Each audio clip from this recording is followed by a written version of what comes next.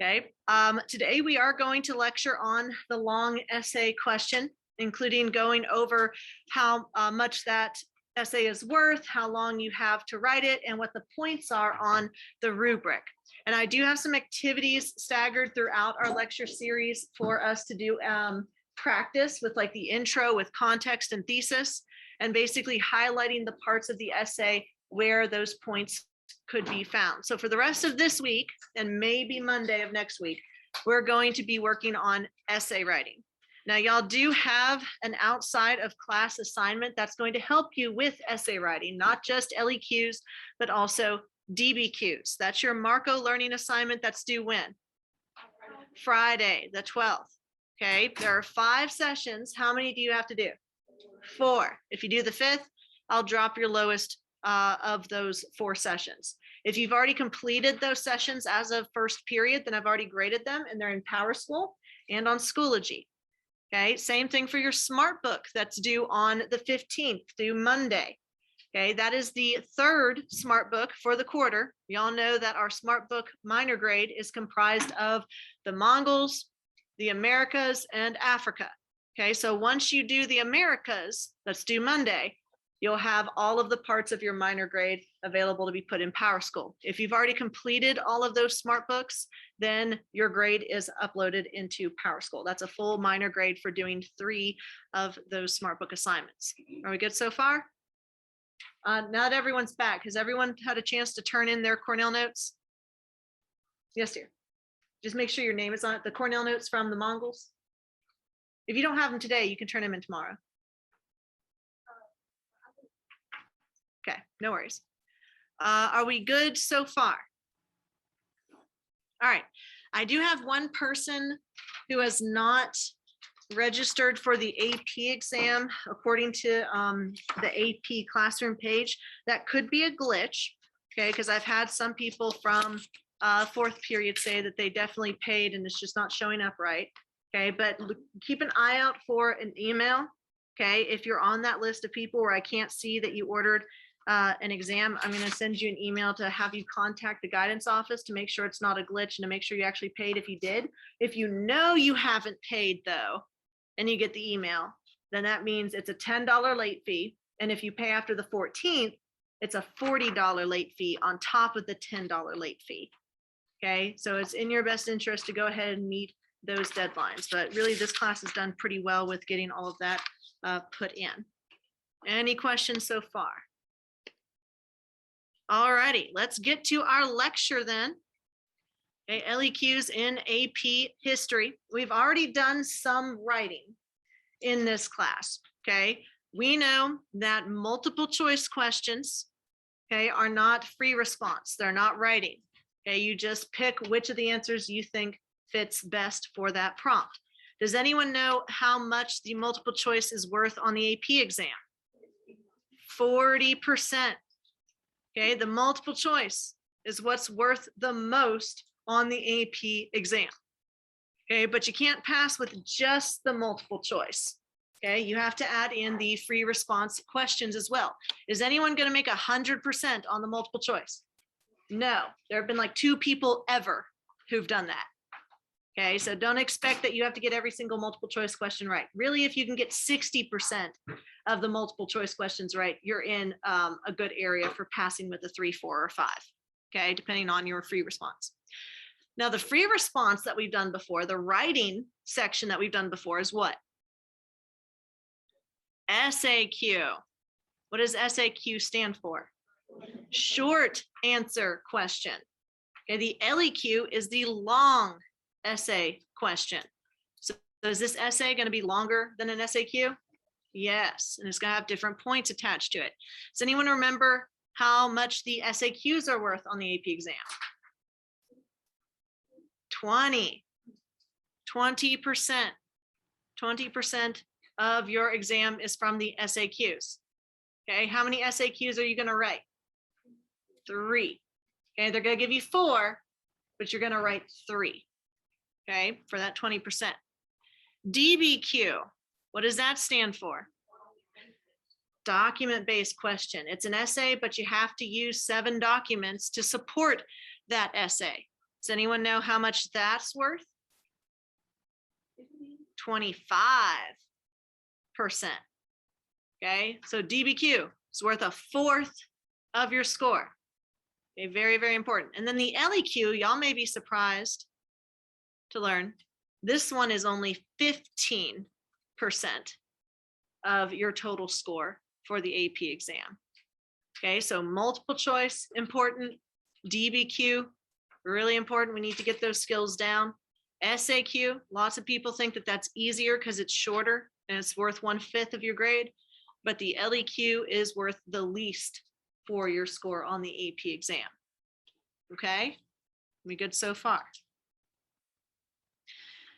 Now, how long do you have to write an LEQ? Someone? 40 minutes. 40 minutes. Now, you may have heard someone say like, oh, 35. That's probably more accurate if you're talking about writing, like physical pen to paper. Because if y'all get a prompt, do you immediately put your pen to paper and start writing? No. Okay, that'd be very difficult to do. First, you have to think. First, you have to read. I would read the prompt multiple times and try to address the following. What is the historical thinking skill? What is the time frame? And what is it asking me to do? Okay, historical thinking skill, time frame, and what is it asking me to do? Then I would brainstorm.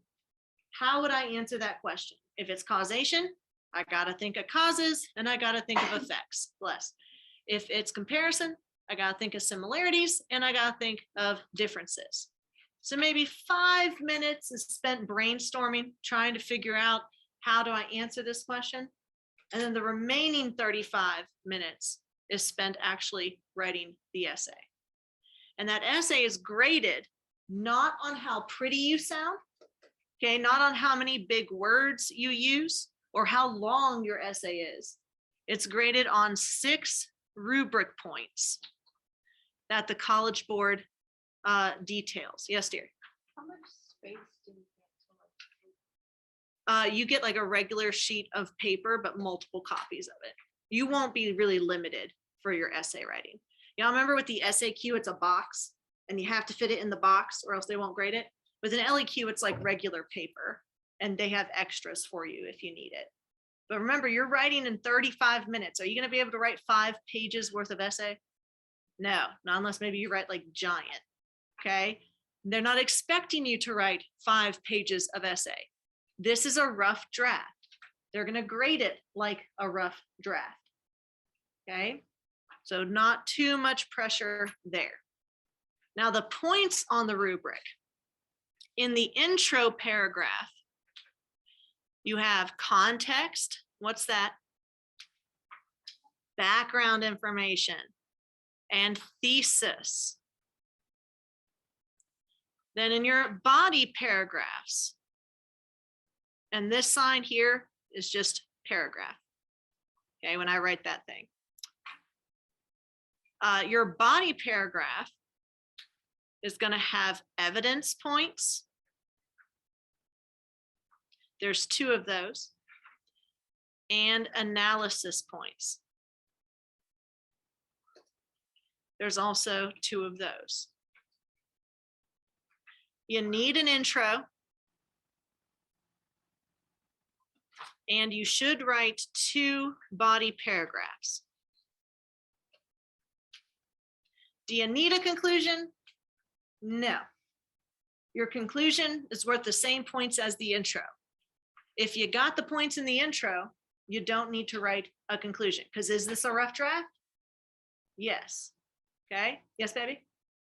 Oh, sorry, I thought you were raising your hand. Okay. So 15%, 40 minutes, 6 points. Now at LAMP, we have a 7th point. Does anyone know what that 7th point is? Grammar, exactly right. On the AP exam, they don't care about your grammar or spelling as long as they can understand what you're saying. Okay. At LAMP and all the history departments, with every single history teacher here, they will be assessing you on grammar. It's a whole point on the rubric. Should y'all know how to write incomplete sentences by 9th grade? Yes. Should you know what a subject and a verb is? Should you know how to use adjectives and punctuation? Yes. Should you know how to write a complete sentence rather than a fragment or a run-on? Yes. Now, if you use a comma in the wrong place every once in a while, it's not a big deal. If I see you use a contraction once or place a comma where it's not supposed to be or misspell someone's name, that's not going to lose you the whole grammar point, right? But one thing that we really emphasize is sentence fragments and incomplete sentences. Okay, if we see that, it could only take one for us to take the grammar point. But for the most part, we're trying to give you points, not take away. Okay, I'll read your essay at least twice to make sure that I've given you every point that you should get. Yes, you can. So are we not supposed to use contractions? Ever. Yeah, contractions in formal writing you shouldn't use, like don't or can't, anything like that. Write out the full word. Okay, are we good so far? All righty then. So you have one LEQ that you're going to write, but they're going to give you 3 options. They're going to give you 3 essay prompts. Do you have to write all 3? No. How many LEQs are you going to write?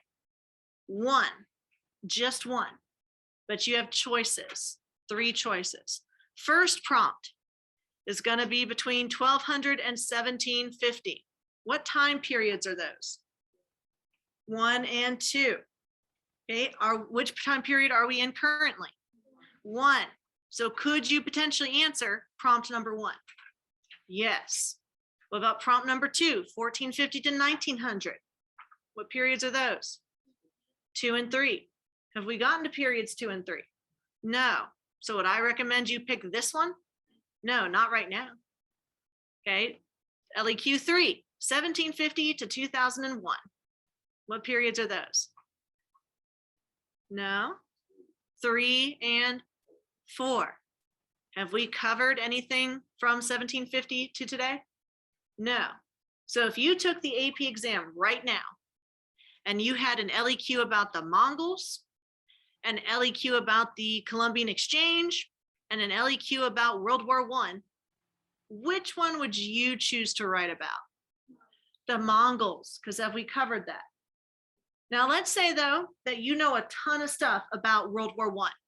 You've watched the History Channel, maybe you've read some books on it, whatever. Can you choose to do LEQ 3 even if we haven't covered it? Yeah, it's your test. It's your essay. If you know a ton of stuff about that, go ahead and write it. Just follow the rubric points. That's all I ask. Okay? All right. So y'all look at these 6 themes.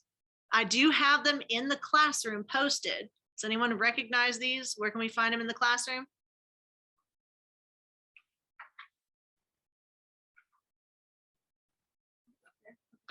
Above the whiteboard where y'all's instructions are posted. And where do y'all look all the time throughout class? Where are you looking? No, at the clock. Okay, so I've got all of those themes up there by the clock as well. We haven't explicitly gone over these themes, okay? But we have done them. I haven't labeled them saying, oh, this is CUL or this is SOC or this is ENV. Well, in some cases I have, but for the most part, I haven't listed these out for you. Okay, so let's look at these 6 themes.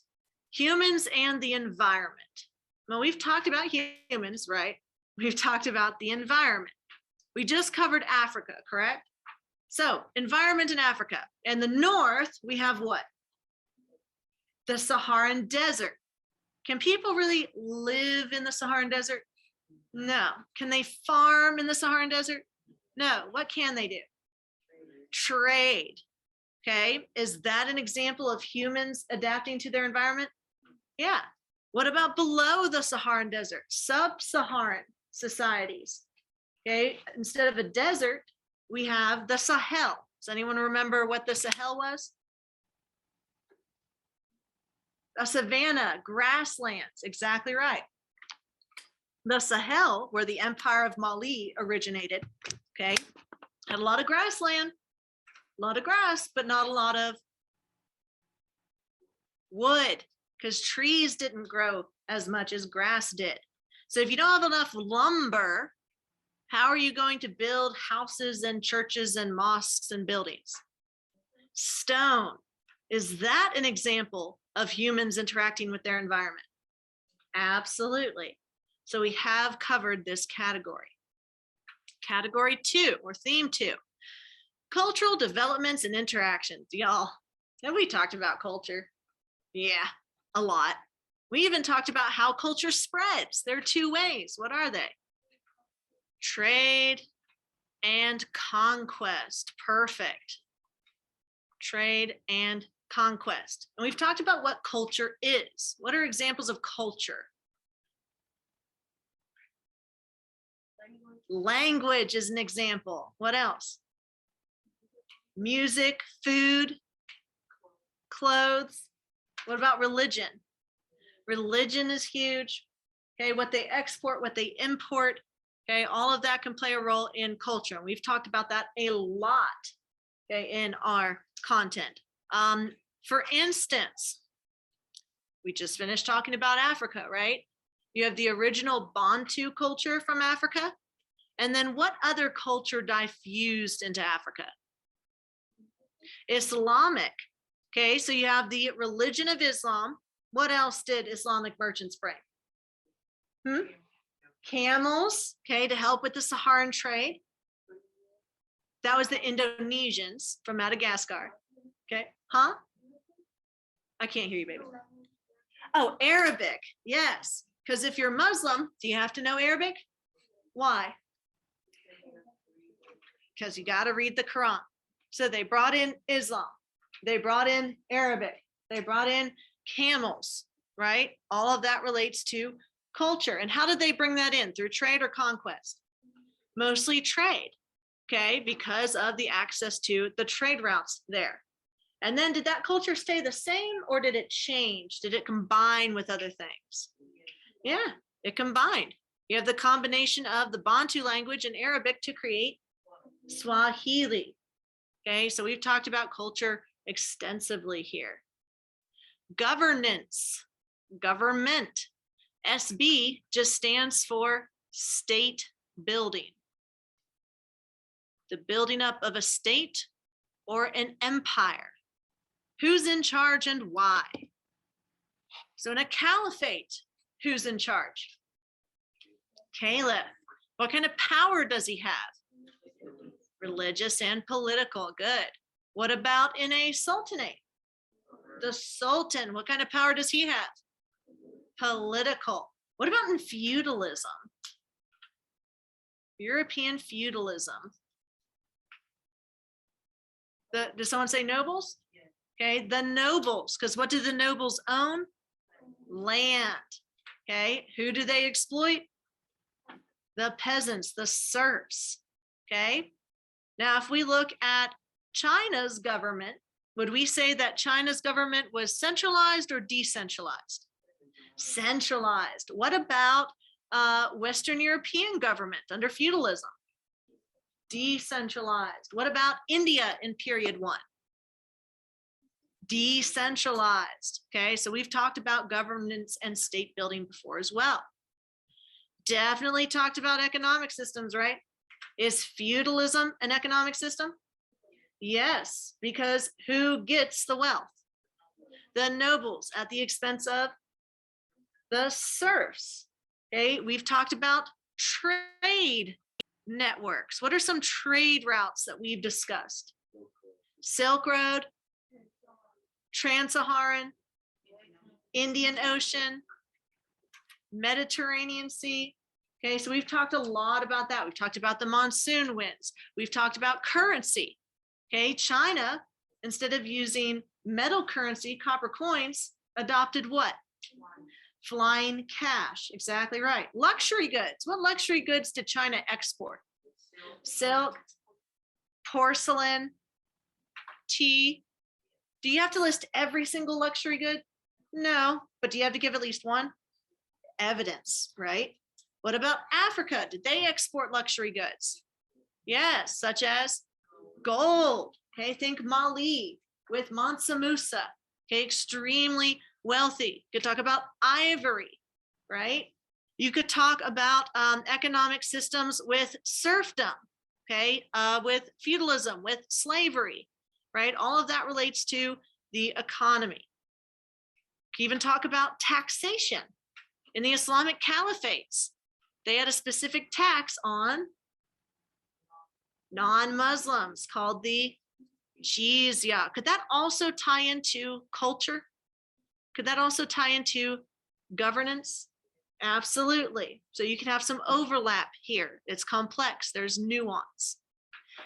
Social interactions and organization. Y'all, what shape am I about to draw? A triangle.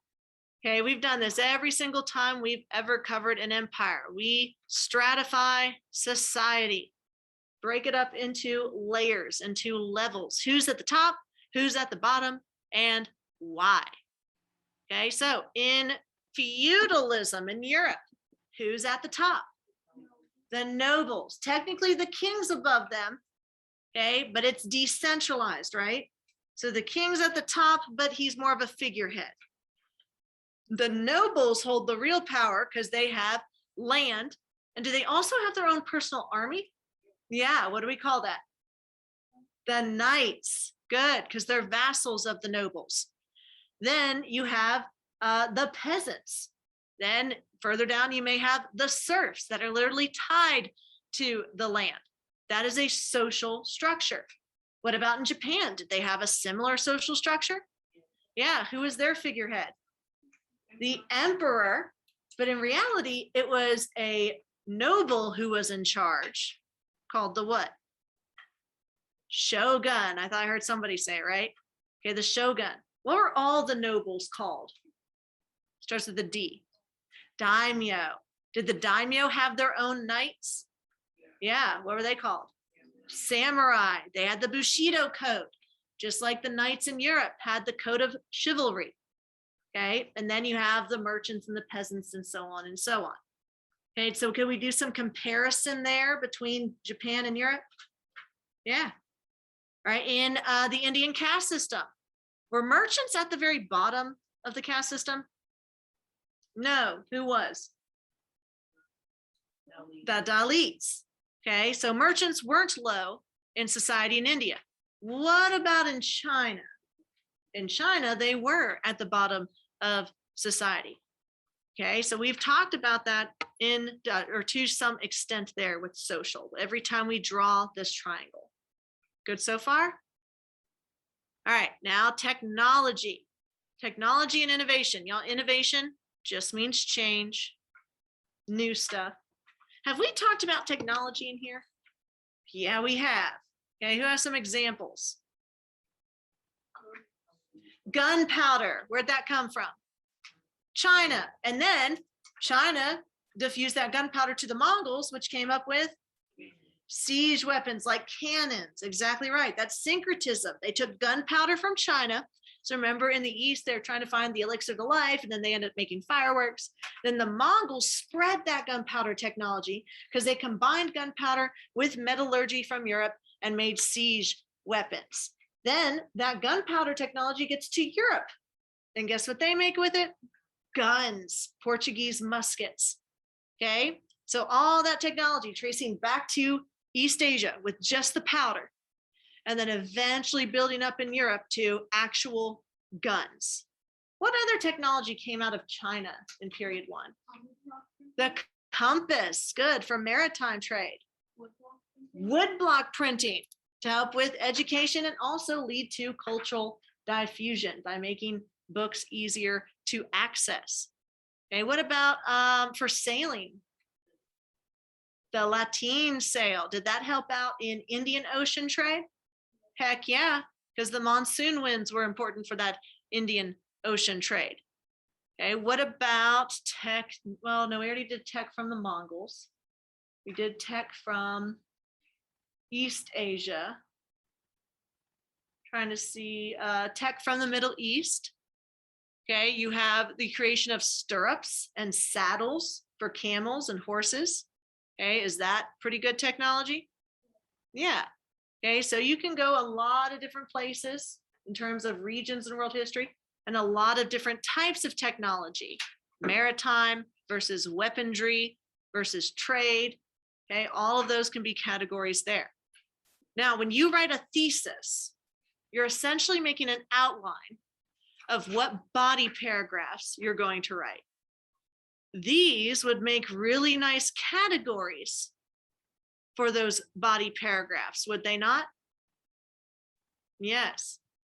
Let's say we have a prompt like the one on the board. Try to pick something that was relevant to the time period. Evaluate the impact of COVID-19 on the United States. Okay, first up, what historical thinking skill is it asking for? Causation. What word told you that it was causation? Impact. Okay, so causation, we're going to do causes of the COVID in the US and then the impact, the effects of COVID in the US. So if we're doing causes and effects, look at those categories: environment, culture, state building, econ, society, tech. Are there any that you think you could write a really good paragraph on? Like what? Social. Okay, if you look at society, are you going to do causes or effects? Which one do you want? Effects. So social effects of coronavirus on the US. Give me some evidence. Quarantine, lockdown, depression, isolation. What else?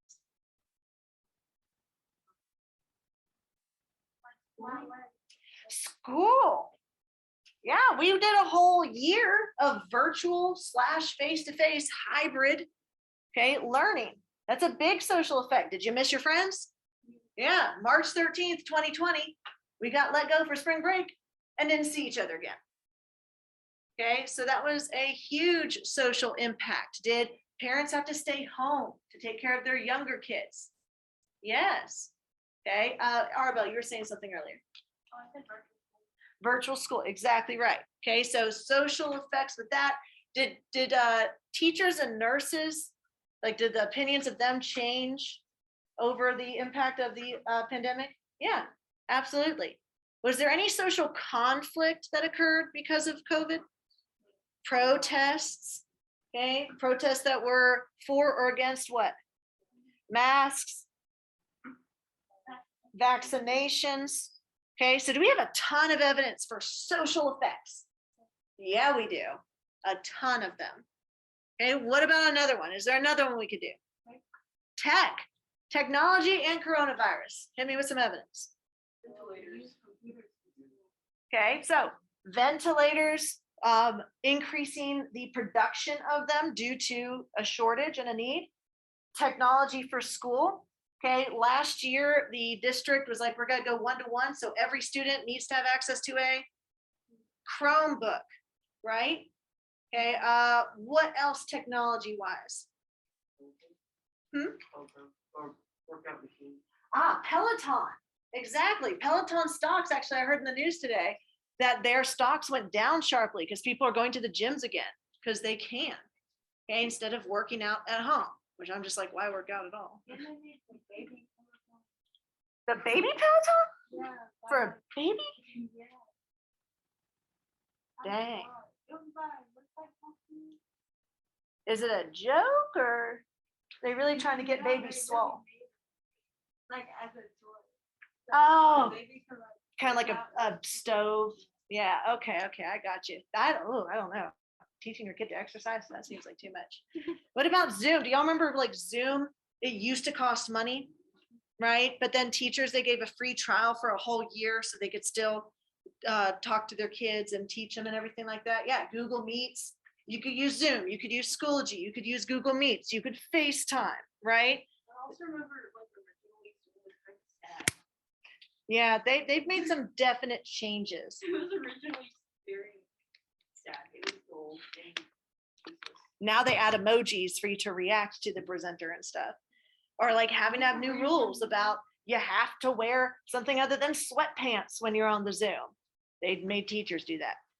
Or you have to have your camera on the whole time you're in class, right? Or how attendance was counted. Does all of that fall under technology? Absolutely. Now, are those the only categories we could possibly use to answer the question? No, we could do econ, definitely. We could do environmental causes of the spread in the United States. For instance, when there were lockdowns, did the whole country lock down at once? No, it was very staggered, right? One state might be locked down for 2 weeks and then they'd open, and then the state right next to them would close down for 2 weeks and then open, and so on and so on. So we could talk about how the expansive size and yet the state government structure that we have led to, or could have led to, further spread of the coronavirus. Or like if you're in a rural area versus an urban area, which area has more hospital beds? Urban area. Okay, so if you're in a rural area, are you going to have as much access to ventilators or treatment? No. So you could talk about that impacting the spread and the effects of COVID, and how big that impact was on the United States. Does that make sense for this slide? Excellent. Okay, so how many LEQs are you writing? 1. Do you need a thesis? Yes. Do you need a thesis and a DBQ? Yes.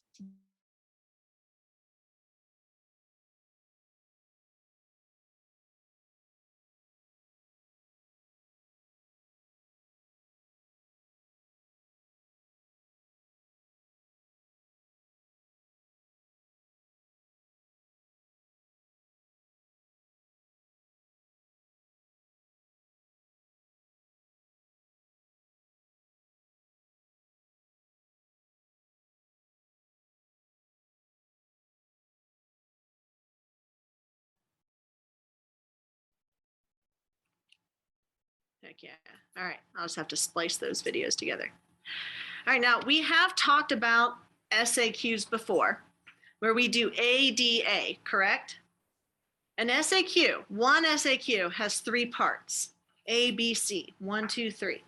For each of those parts, each of those questions, we have to answer ADA. Well, how many sentences total is ADA? 3 to 4. So if I have to do that 3 times, 3 to 4 sentences 3 times, how many sentences am I writing for one SAQ? 9 to 12. Okay, 9 to 12. So I think of an LEQ as, think of you writing multiple ADA statements in a body paragraph. I would say do ADA twice per body paragraph. Twice per body paragraph. For instance, we were talking about technology and how COVID impacted it. Some of y'all talked about school. Some of you talked about exercise. We can do 2 ADAs there. Okay, we can say that COVID impacted the United States in terms of technology availability for schools and for personal health. One example of this was the lockdowns of schools that necessitated a shift to Zoom. Is that evidence? And one-to-one computer capability. Is that evidence? Okay.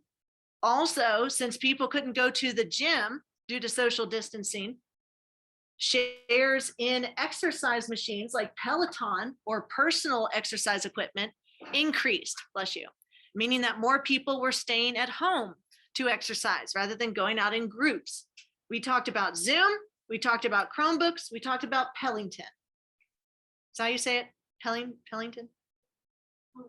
Yeah, okay, Peloton. So we have 3 different pieces of evidence that we just ADA'd. We defined and defended. Now about historical significance. What was significant about that impact on technology?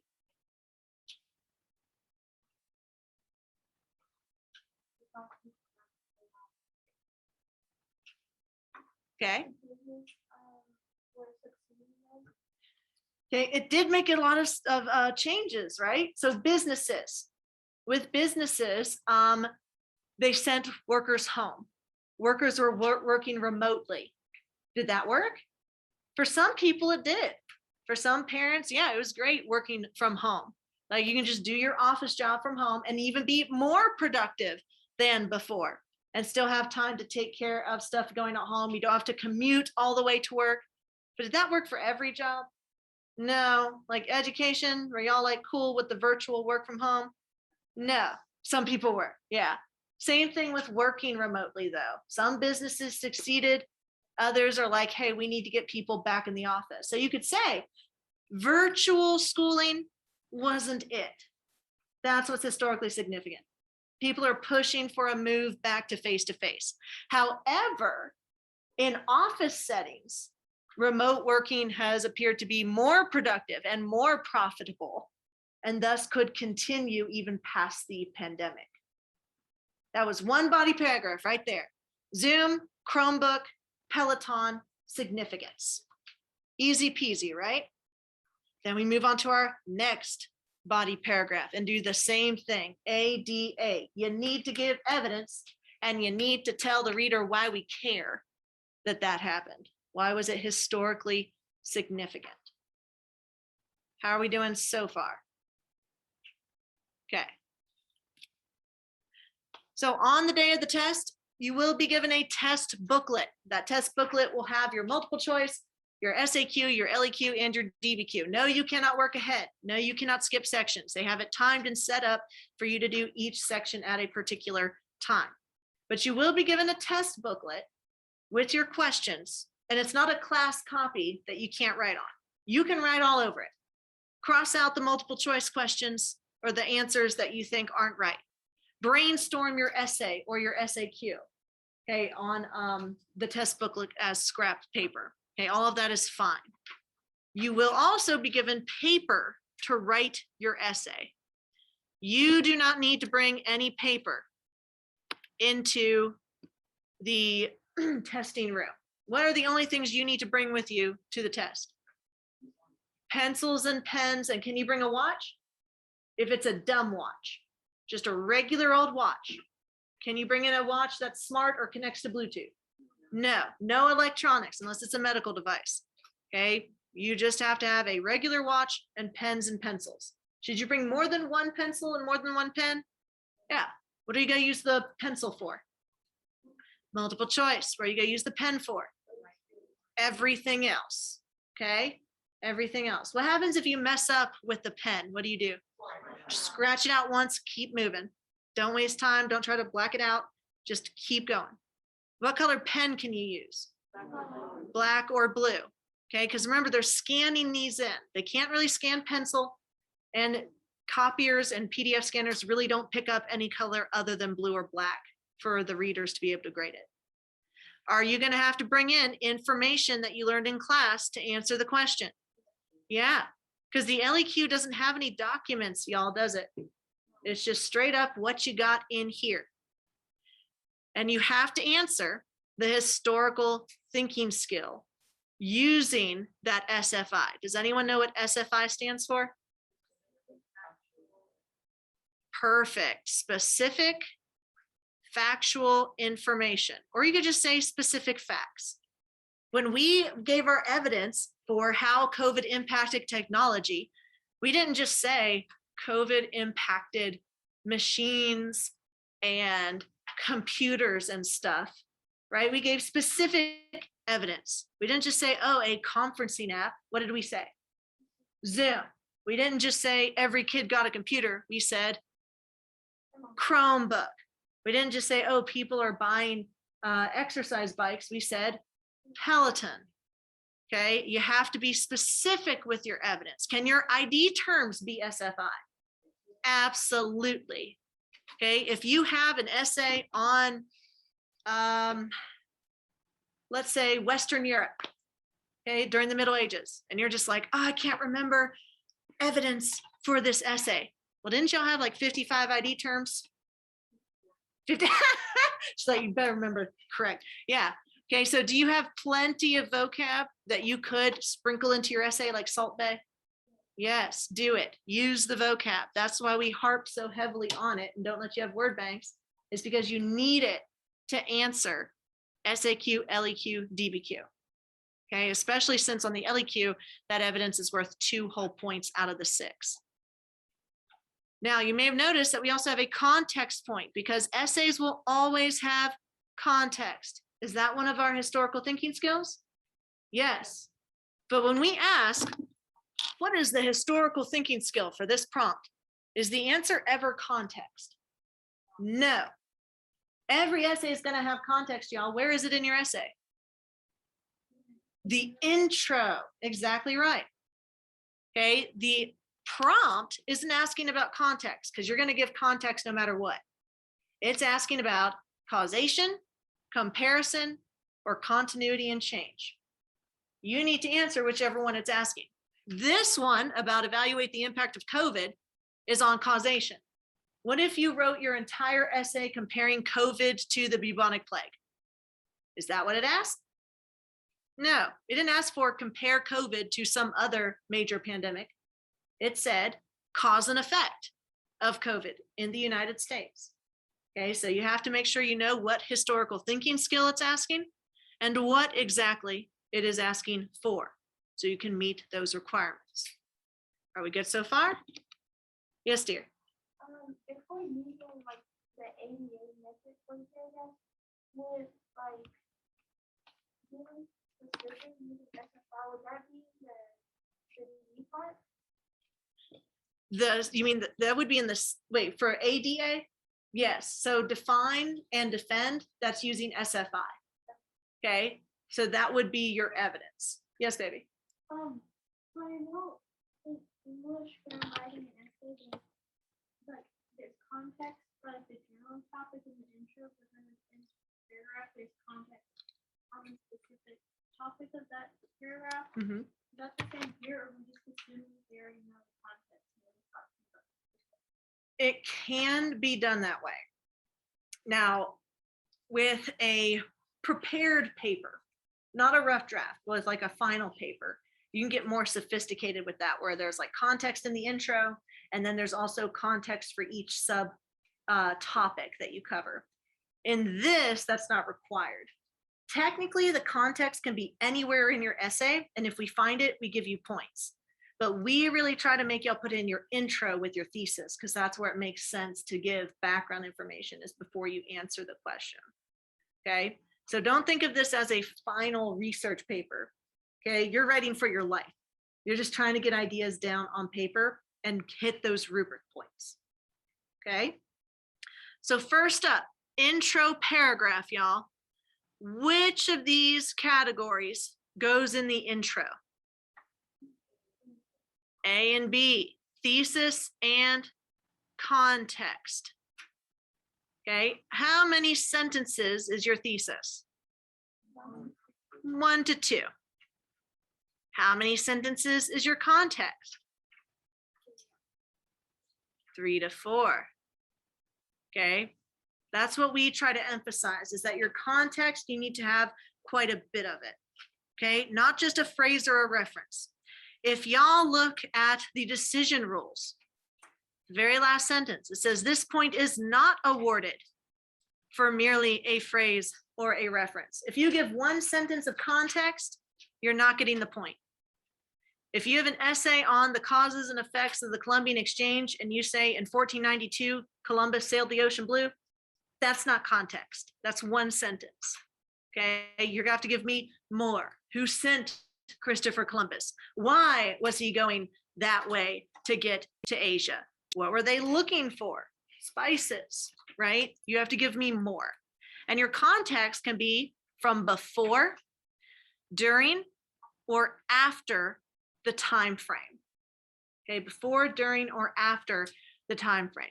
Now, if I give you an essay on period 1, do you have any idea of what happened after that time frame, really?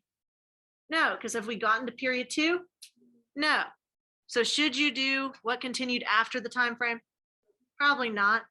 I would lean more towards what happened before or what happened during. Okay, if you're given an essay comparing, Eastern Orthodoxy with Catholicism, okay, from period 1, which is 1200 to 1450.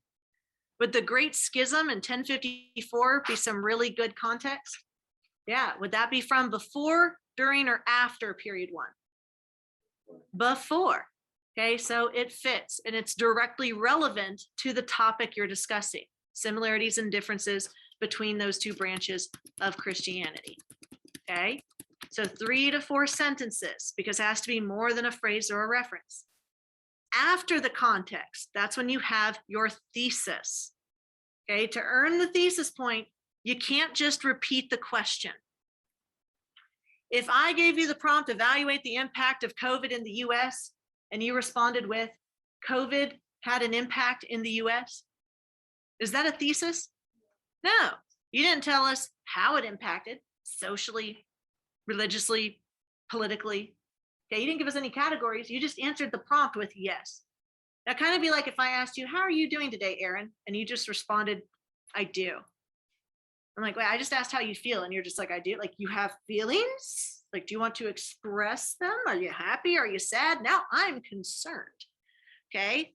So you have to give more than just a restatement of the question that's being asked. There are many causes and effects of COVID. Not going to cut it. That's just repeating the question. Okay. Also important, you may want to write this down. You can only get the thesis point if your thesis is in the intro or the conclusion.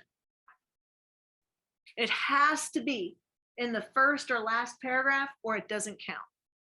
You can write the most beautiful thesis I've ever read, the kind that makes me cry tears of joy and want to name my firstborn child after you.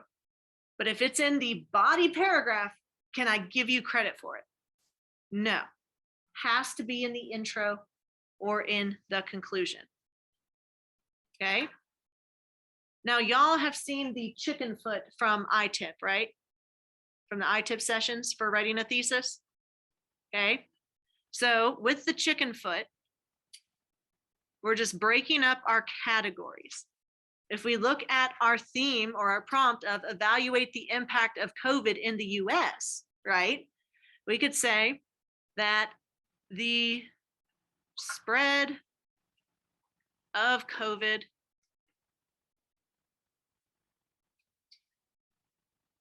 in the US due to, let's say, how did COVID spread? How would we say a cause of COVID? Travel, due to global travel. So one cause led to, this is our leg. This is our chicken leg. The spread of COVID in the US due to global trade led to, okay, what were the two categories that we talked about earlier in this class? The two themes. Technology. And what was the other theme we discussed? Was it environment or so? Oh yes, social. That's right. Okay, technology and social. This is a body paragraph, right? This is a body paragraph. So your thesis has to tell the reader, their first body paragraph is going to be about technological effects. Their second body paragraph is going to be about social effects. Maybe they have a paragraph about the global travel that led to the spread of COVID, right? So this is an outline telling the reader, this is how they're going to answer the question. Now, am I giving evidence in my thesis? No, I'm not going on and on about Google Chrome and Zoom and Peloton in my thesis, right? Because it's 1 to 2 sentences. But am I setting the stage? Yeah. So when I get to my body paragraphs, then I can go into detail about Zoom and Google Chrome and blah, blah, blah, blah, blah. Now, for the context, do I have to give SFI? Do I have to give specific information? Yes. But this SFI can't answer the prompt because this SFI is what happened before the prompt. Okay. My context SFI can't talk about Zoom and Google Chrome and Peloton because that's in my body paragraphs. That's separate evidence. My context SFI has to set up the stage. So can I talk about the period of time before 2019? Yeah, like what was going on before 2019, before COVID hit the US? Where did it emerge? China in 2019. When did it get to the US? Y'all, we still got 2 minutes. 2020. In January 2020, it came from China to the United States. When did we start going into lockdown in the United States? March 13th, 2020. Okay, what was the administration? Who was in charge of the government when COVID first broke out? Trump, then we had an election, right? And how did the government change? Biden, a whole new administration. Is all that background to causes and effects of COVID? Yeah, you're talking about where it started. Okay, when did it get to the US? Who is in charge at the beginning? Who's in charge of it later after the election? Okay, all of that is context. Did it answer our question of impacts? No, didn't talk about social impacts or tech impacts, right? Because when do we get to evidence proving our thesis? In the body paragraphs, okay? What points on the rubric did we cover? The first two, context and thesis. Now, where in your essay are these two going to be? In the first paragraph, in your intro paragraph. Which one of these has to be in the intro or conclusion in order to score? The thesis has to be. It's literally in the rubric. Okay. What about your context? What if your context is in your body paragraphs? Can I give you the point then? Yeah, I can. But we tell you to put it in the intro because that's where it makes the most sense. The context can be from before, during, or after the time period that you're discussing. Which one do I tell you not to do? After, because do you know anything after period one? Not really, not unless you learned it on your own time, right? Because we haven't gotten there in the curriculum. Okay, so I would stick with before or during. Do you need specific factual information in your context? Yes. Does that SFI answer the prompt? No, it provides background. Okay, it doesn't answer the question. It sets up the foundation for the region and the time frame that you're in. This was what was going on before the event that we're about to discuss. Once you're done with your intro, you get into your body paragraphs. There are 4 points that you can get with your body paragraphs. Have we talked about these at all yesterday?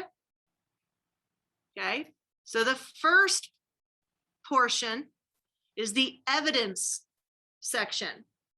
How many evidence points are there? 2. The first evidence point is, can you provide specific factual information? Can you list it? Can you identify specific facts, ID terms, vocab words, proper nouns that are relevant to the question? Just list them in sentences. Is that pretty easy to do? Yeah. If you do that, can you get a whole point? Yes. Now the second point's harder, isn't it? If you don't list any SFI, can you get this second point for supporting your argument with SFI? No. So these two build on one another. If you don't get this point, can't get that point, right? So the second point is not only in your body paragraphs, do you provide evidence that's relevant to the question? You actually use it to answer the question. You have to use it to answer the question.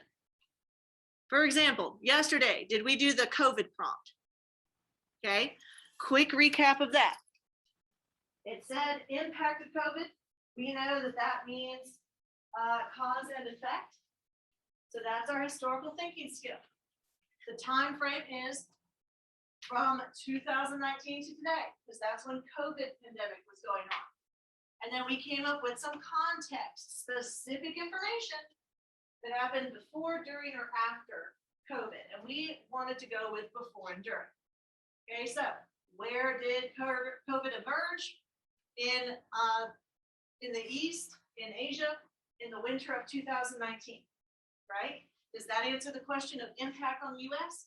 No, but it's background. Okay, that's a point. Then when did it get to the US? March 2020, right in the spring. Is that answering the prompt yet? No, it just said it arrived. It doesn't talk about effects. It's context. Who was in charge of the American government when COVID hit? The Trump administration. Now, how did the Trump administration get to be in charge of the American government? The election of 2016. Is that context from before our time frame? Yeah, so that can work. We can do before and during.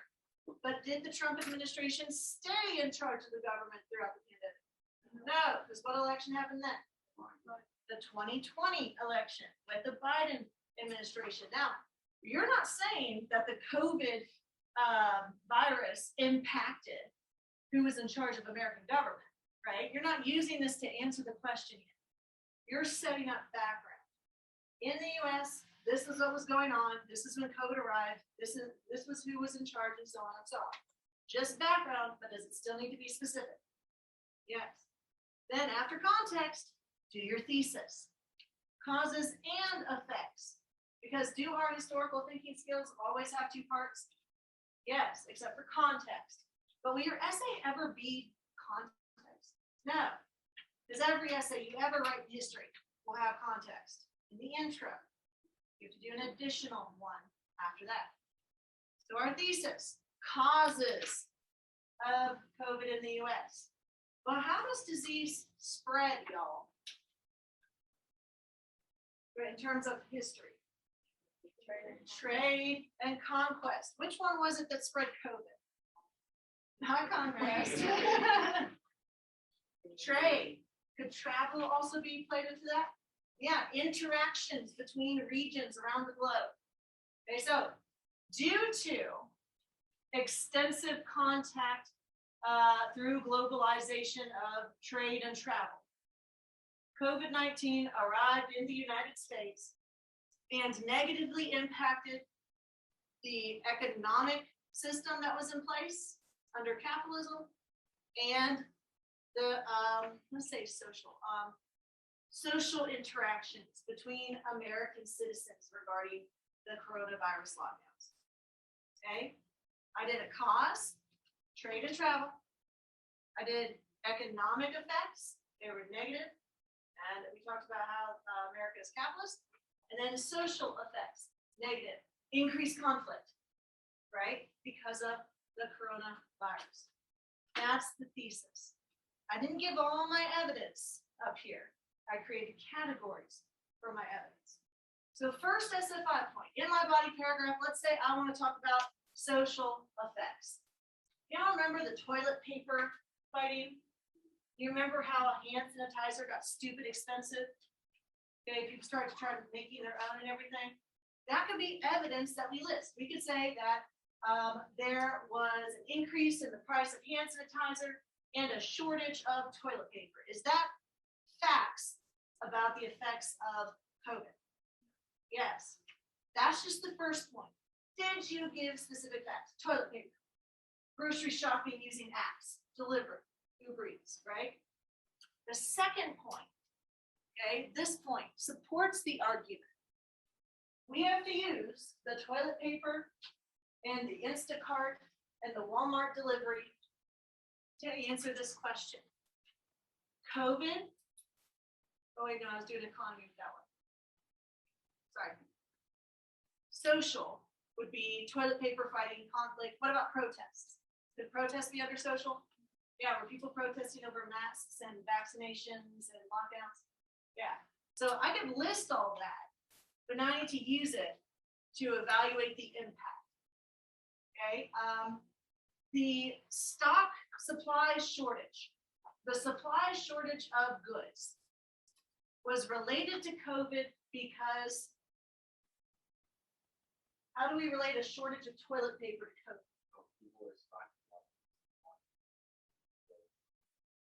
Exactly right. When you're on lockdown, y'all remember how strict the lockdown was in the beginning, where it's like you can't go anywhere unless you're an essential worker. You can't just go to Walmart or CVS to get you some TP, right? You'd have to have some stocked up in advance. Are you the only one who's thinking that? No. Okay.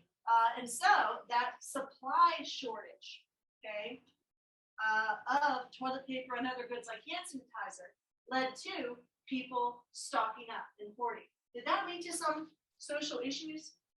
Yes. Were people fighting each other in Costco? Yeah. Even with like protests against masks. Y'all have seen that on viral videos, right? Where there's some groups wearing masks and some groups not wearing masks, and then they fight each other over blah, blah, blah, goes viral, someone gets fired. Okay, social impact of the coronavirus, right? How it impacted the United States. Lots of negative stuff, right? You have to tie back your evidence of toilet paper, hand sanitizer, fighting over masks, back to the impact on the US. That's how you get the second evidence points. Not only do you know vocab words or proper nouns that are related to the topic, but can you use them to prove your claim that there were negative social effects due to COVID? There are negative economic effects due to COVID. You can do that. Second point is yours. Yes, baby. So if like, okay, so this example, the social impact, would that be like everything that you said, would that be all in one paragraph, or could you split that up into like the other like 2 or 3 paragraphs?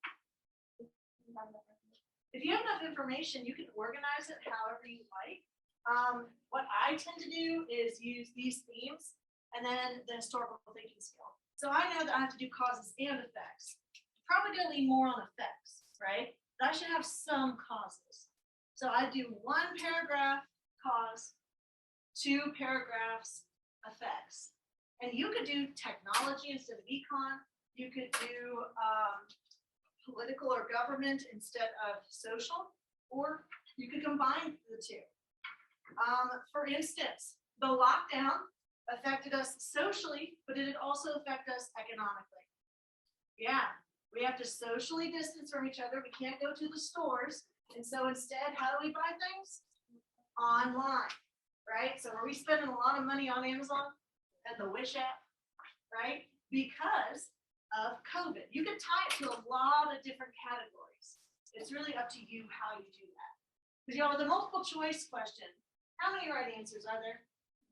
1. If you put A and the answer is B, sorry, that's just how it is. With an open-ended question, like an essay, there could be infinite right answers, just like there could be infinite wrong answers, right? A lot of ways to do it right, a lot of ways to do it wrong. But do we kind of understand how to get the evidence points? Now, the analysis points, the first point, it says, uses historical reasoning, our 4 C's, to frame or structure the argument that addresses the problem. Well, our argument that we're supposed to answer is causation, which has 2 parts, cause and effect. What if I only talk about effects? Forget the cause, just do effects. Well, I can still get that first analysis point, because y'all may have noticed the first evidence point is easy to get, right? The first analysis point is easy to get. It's when you have to go to the second point where they start raising that bar. So if you just cover effects instead of causes and effects, you can still get the point because it asked you for causation.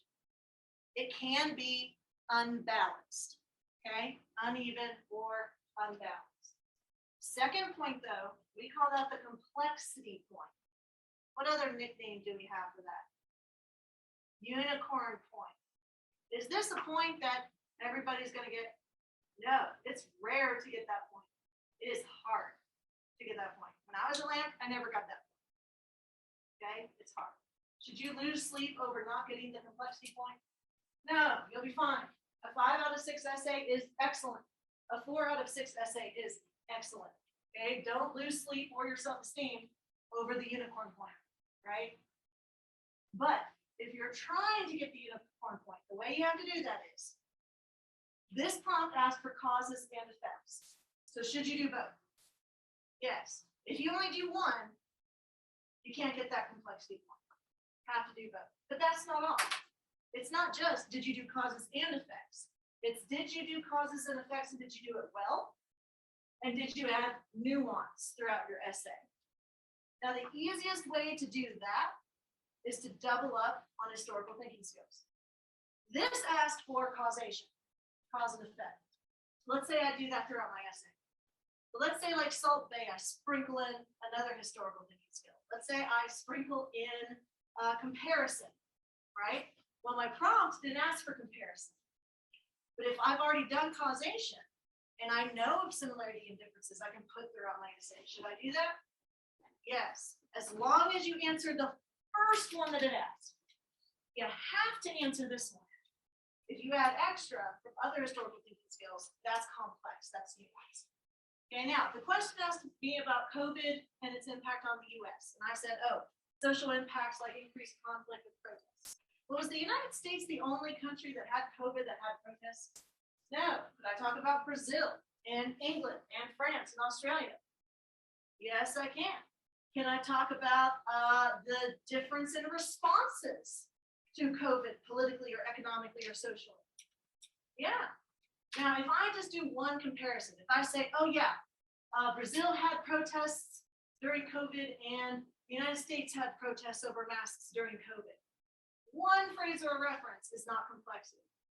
Am I going to have to sprinkle in comparison alongside my causation throughout the essay? Yeah. Do y'all see why this is called a complexity point now? Why it's called the unicorn? Because it's super hard to get. It's not impossible. I've had students do it. Okay. But I don't want y'all to focus on the really, really difficult point when you could focus on the easier points. In one paragraph, your intro, you can get 2 out of 6 points. And if you have a body paragraph, you could get 3 or 4 more points. If you have 2 body paragraphs with that intro, you could technically get all of the points. Okay, so don't freak out about that last little section. Are we good so far? All right, so now we're going to practice with judging whether or not this writing gets those points. Now, first off, we're just going to look at one paragraph, not a whole essay. We're just going to look at the intro of an essay. And I'm going to show y'all a good example and a not so good example. So first up, we have to read the question and understand the question. That means we're going to need to determine the historical thinking skill, the time frame, and what is it asking us to do? What is the question? Should you try restating it in your own words? Yes. Okay, not in the paragraph, yes. But as you're trying to figure out what it's asking, should you try to restate it in different words so you know you're answering it? Yes. Should you read the prompt multiple times? Yes, so you don't miss anything. Well, first up, right off the bat, compare and contrast. What does that tell us? Comparison. Do we already have our historical thinking skill? Yes, we know we're doing similarities and differences, not causes and effects, not continuity and change. Similarities, differences. What are we comparing and contrasting? And family structure. Good. Gender relations. Okay, how do men and women interact? Now, before we even know what region we're talking about, do we already kind of know about gender relations in world history? Yeah, who tends to dominate power? Men. What do we call that? Patriarchy or patriarchal. So we already know something we can talk about 4 or 5 words into the question. Okay. Family structure. Well, we've talked about social structures a lot before, right? There's someone at the top and someone at the bottom. Does family kind of work that way too? Yeah. someone at the top, someone at the bottom. Now, in this time period, the past, okay, who tended to be at the top of that family structure? The oldest male. Okay, so already we've got some information. So we need to take society and gender, or sorry, family and gender, and compare and contrast it between Western European Catholicism and Southeast Asian Buddhism from 600 to 1450. Well, this tells us our time frame, right? Okay, this is before period 1 and during period 1, which is good, right? Because what periods have we covered? Period 1. Have we covered context for period 1? Yeah. Okay, so this is information that we could actually write about. So we've got our time frame. We're not writing about the 1900s. We're writing about period 1. Now we need to figure out, what is this question asking us to do? Well, we already said comparison. So we're going to draw a little Venn diagram. Is that comparison? Everything in the middle is similarities. Everything not in the middle is differences. So over here, I'm going to have Western European Catholicism. And over here, I'm going to have Southeast Asian Buddhism. Do they have anything similar in terms of gender relations? Yeah, they're both patriarchal. That would go here. Okay, what about family structure? How many wives can you have if you're in Western Europe? Western Europe, 1 at a time, right? Because in Catholicism, can you get divorced or have multiple wives? No, marriage is a sacrament. What about in Southeast Asia? You could have more than 1, polygamy. So we wouldn't put that here in the middle. We'd put that over here for differences. Okay, but y'all, that's just brainstorming. It's just thinking, do I already have some facts that I know that I can then put into categories for how I would write my thesis? Does it make sense so far? Now, are we going to compare and contrast with SFI in our intro? No. Where do we do that? Body paragraphs, exactly right. Okay, so first off, let's look at the bad example. They identified the historical thinking skill as context.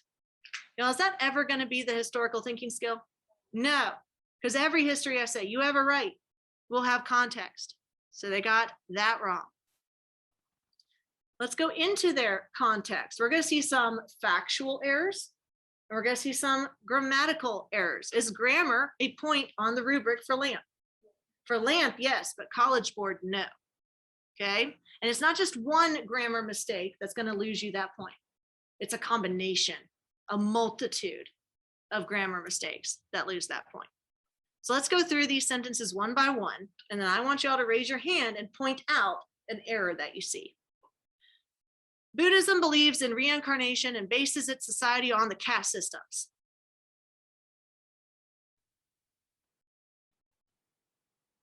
Any errors? Anything at all? Yes, Ellison. It does reject the caste system. So is this even a fact? No. Buddhism rejected the caste system. What religion based its society on caste system? Hinduism, both in India, but different belief system.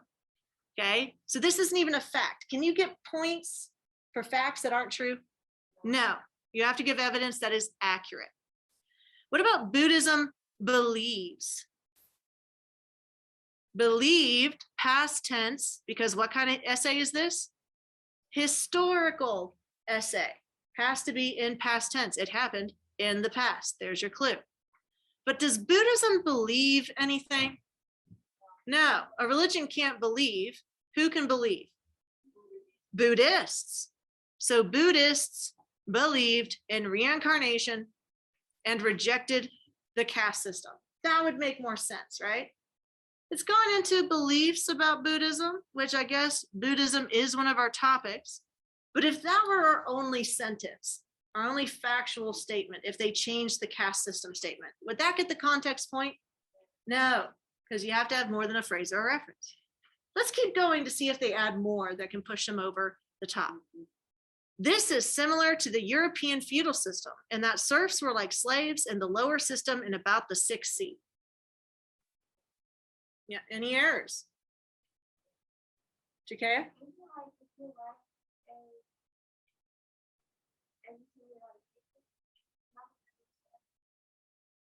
You're not supposed to what? Okay, yeah, so this is a formal essay. And here it says in the 6th C. I mean, what are they trying to say? What is the 6th C? Yeah, the 6th century. Okay, the 6th century. Now we can abbreviate with CE. Okay, that's fine. Or 6th C, but just 6th C doesn't mean anything. Yes, Allison. Well, if it's context, exactly right. Okay, context can be before the time period, but it's not giving us context. It's trying to jump right into a historical thinking skill. And it's not even comparing the right things. Did it ask us to compare economic or social systems? No, it asked us to compare gender and family. So this is in the wrong paragraph, and it's not even relevant. Yes, Aaron. That's this sentence, but you are right. Okay, we're in this one that ends at C. Okay, but you're right. Is, why don't we use is? Because it's present tense. And this is in the wrong sentence, or sorry, wrong paragraph. Okay, and it's not even really answering the question anyway. So have we got the context point yet? No, they had one fact, reincarnation, and everything else was wrong or irrelevant. Serfs couldn't leave the land and people in the bottom caste were untouchable, etc. Now, Aaron already pointed out the contraction. We don't do contractions, not in history, not in English. Contractions are colloquialisms. You can say them, you know, you can say ain't and can't and couldn't when you're talking, because that's just talking, right? But in formal writing, you have to follow certain mechanical language. Yes, dear. Etc. What does that tell me? That you don't know what you're talking about? That you thought you'd put a little fancy Latin word and you're like, oh yes, I have more knowledge. I'm just not sharing it with you, right? That just tells me you ran out of stuff to say. Okay, so don't do it. Is there anything else? The comma is supposed to be there because it's two independent clauses. You can separate with a comma and conjunction, or you can separate with a semicolon, and that's grammatically correct. But what is,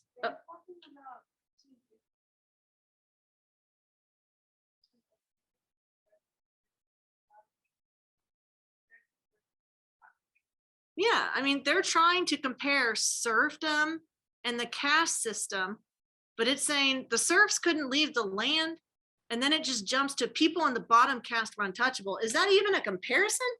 No, they're just spitting out facts or trying to give out information, but it's not relevant. Also, when they say serfs couldn't leave the land, is that kind of vague? Yeah, what does that mean? Does that mean they were like literally tied down, or that they couldn't step off the property? Like, that's way too generalized. Yeah, you'd have to be a little bit more specific. Like, they're tied to the land in terms of they can't go and marry who they want or go move somewhere else. They have to serve a noble lord who owns the land. That would be specific. In my paper, I am going to write about how Western European and Southeast Asian Buddhism in 600 to 1450 CE compared their gender relations. There's a lot. And in my paper, I'm going to write about. Perfect. Y'all, here, they're just repeating the question. They're saying Western European and Southeast Asian Buddhism compared gender relations. Okay, but how? You're just going to repeat the question. No, you don't get points for restating the prompt. Didn't give us anything there. You gave us nothing.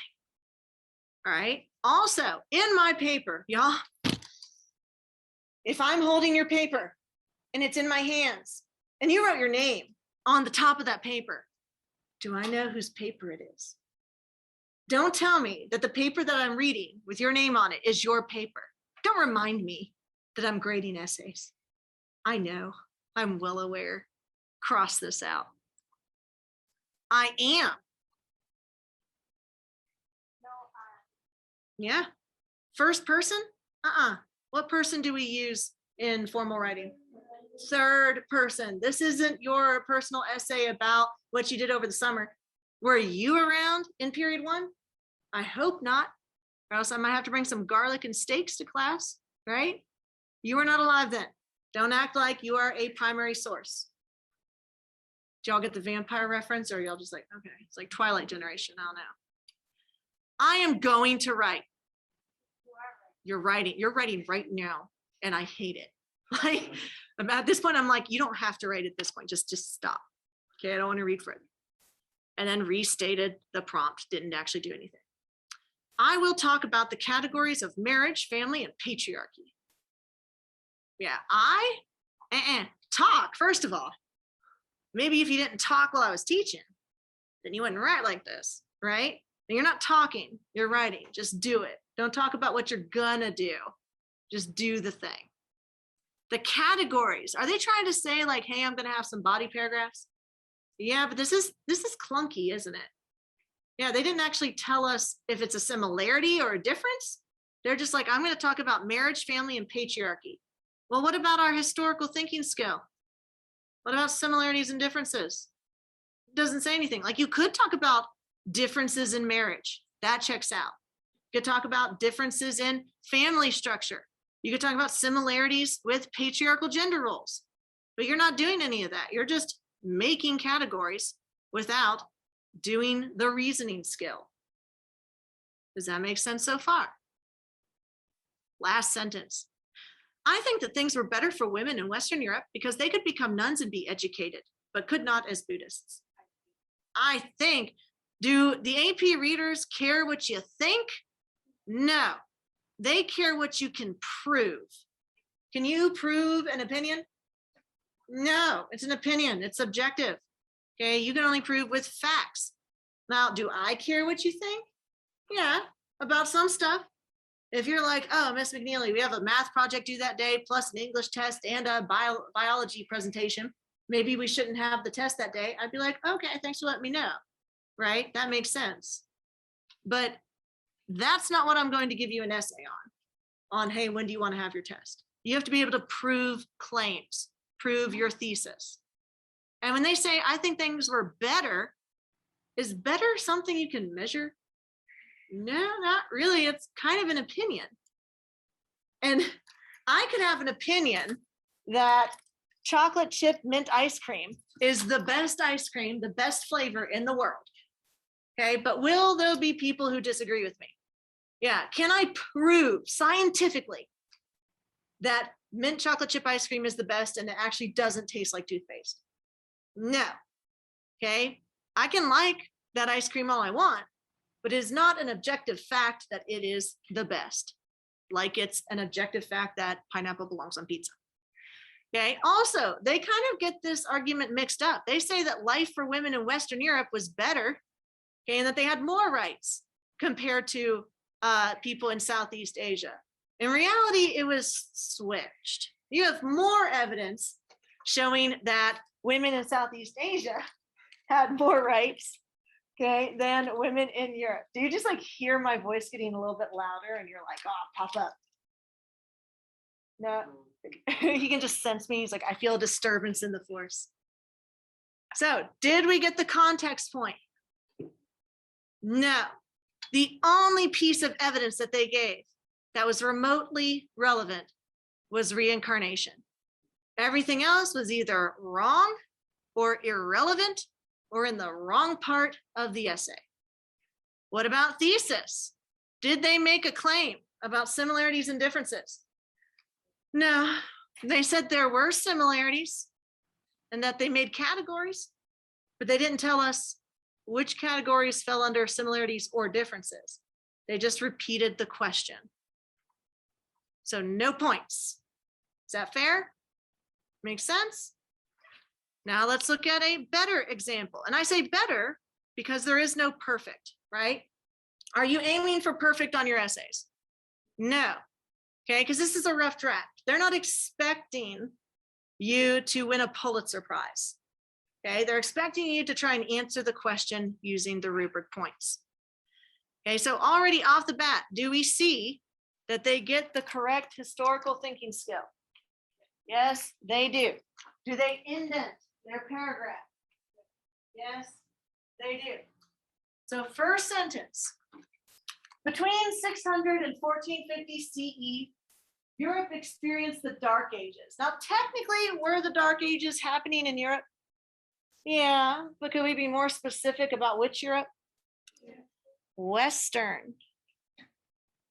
But still technically correct. Western Europe experienced the Dark Ages in which trade and education decreased. Is this specific?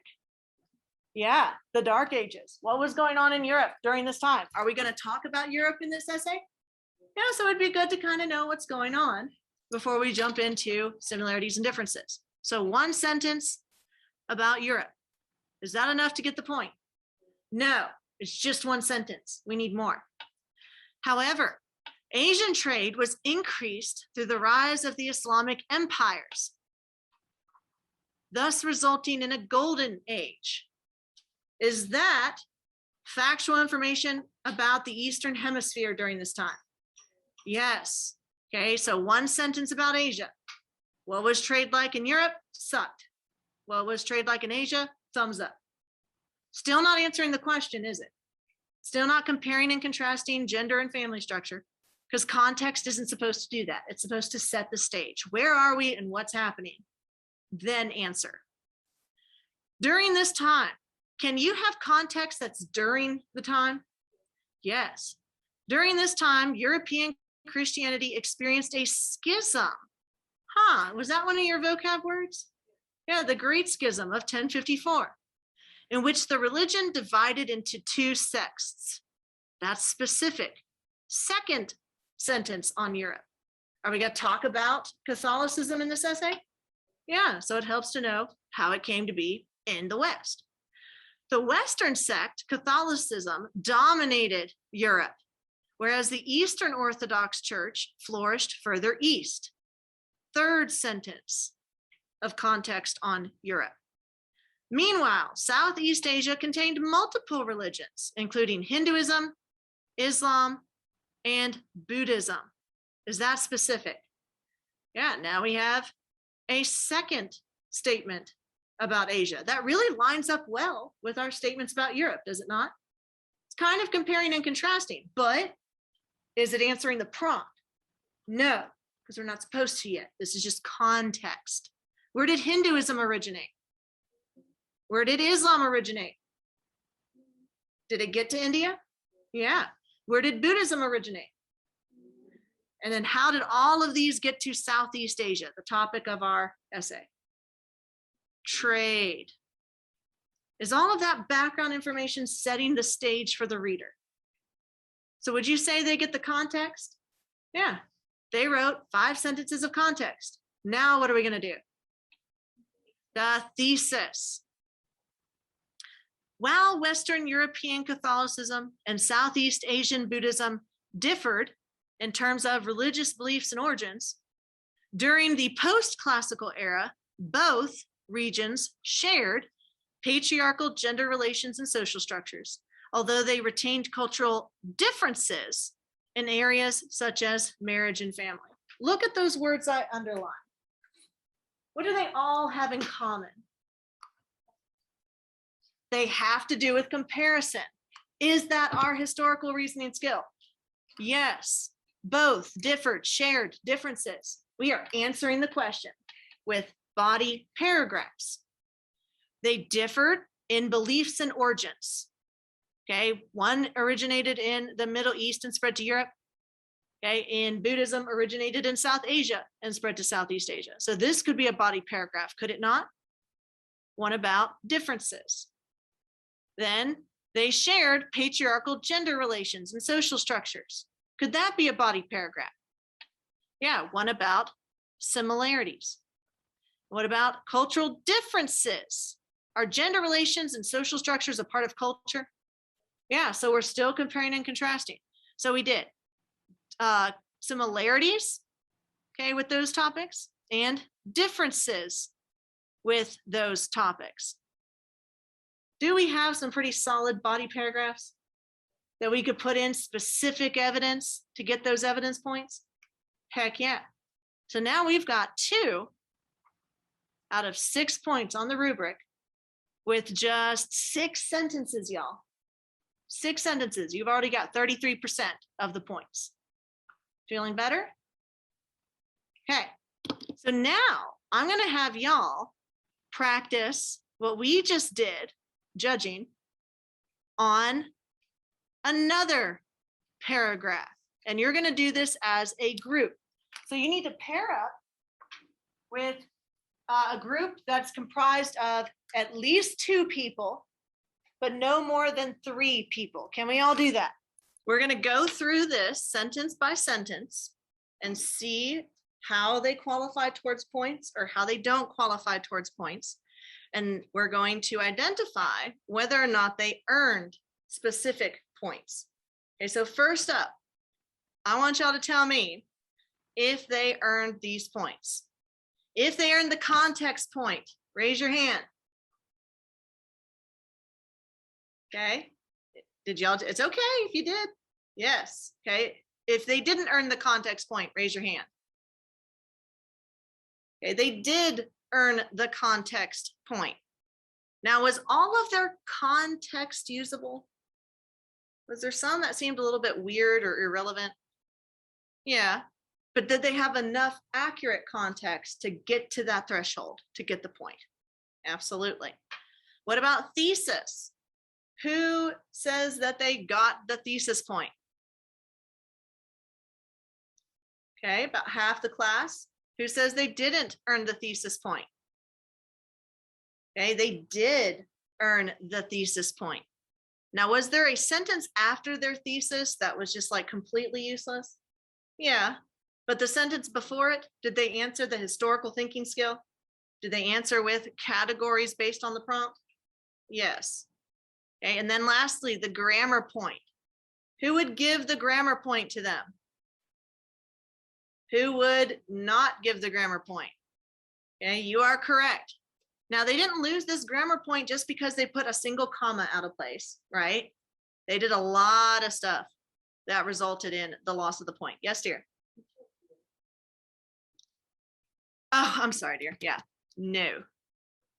Okay, they did not get the grammar point. Okay, what were some grammatical errors that y'all noticed in the paragraph? They didn't indent. Okay, Mallory, what else? Okay, BCE instead of CE. How many of y'all noticed that error? Okay, excellent. Is that a completely different time period? Yeah, it is. Okay, that's way, way, way before the essay that we're trying to write. What else was in there? Yes, Mallory.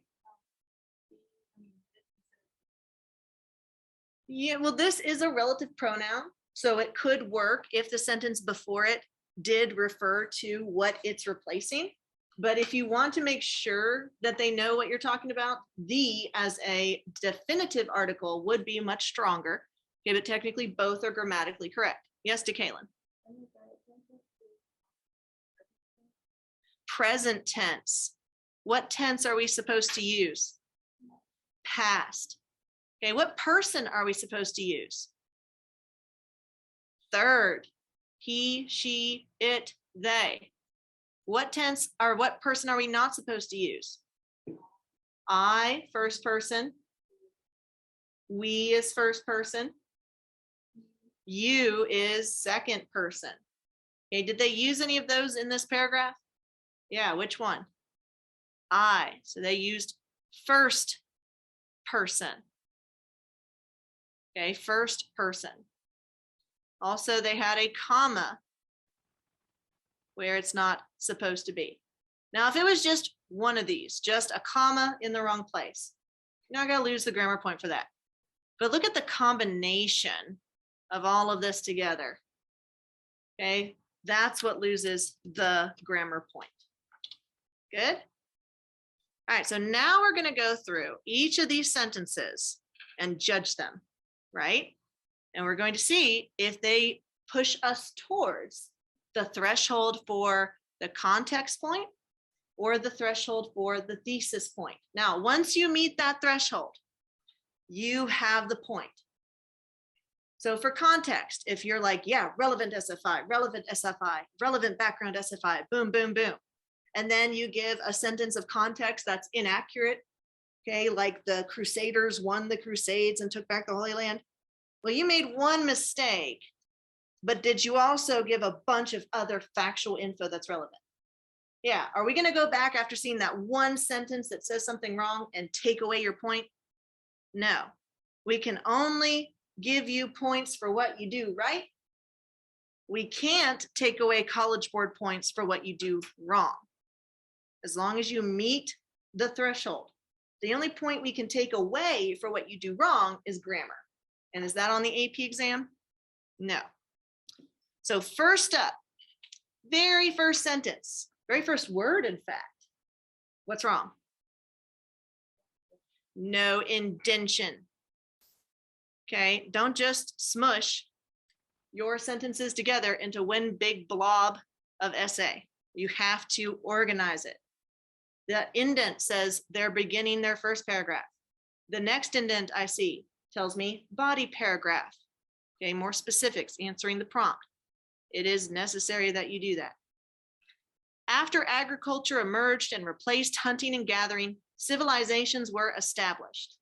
Okay, well, our prompt, as we've covered before, is covering comparison between gender relations and family structure between the West and Southeast, with specific consideration to the religions that dominated or were present in those areas. This is talking about the invention of farming. When did you think that happened? Was that during this time period? No, it was before.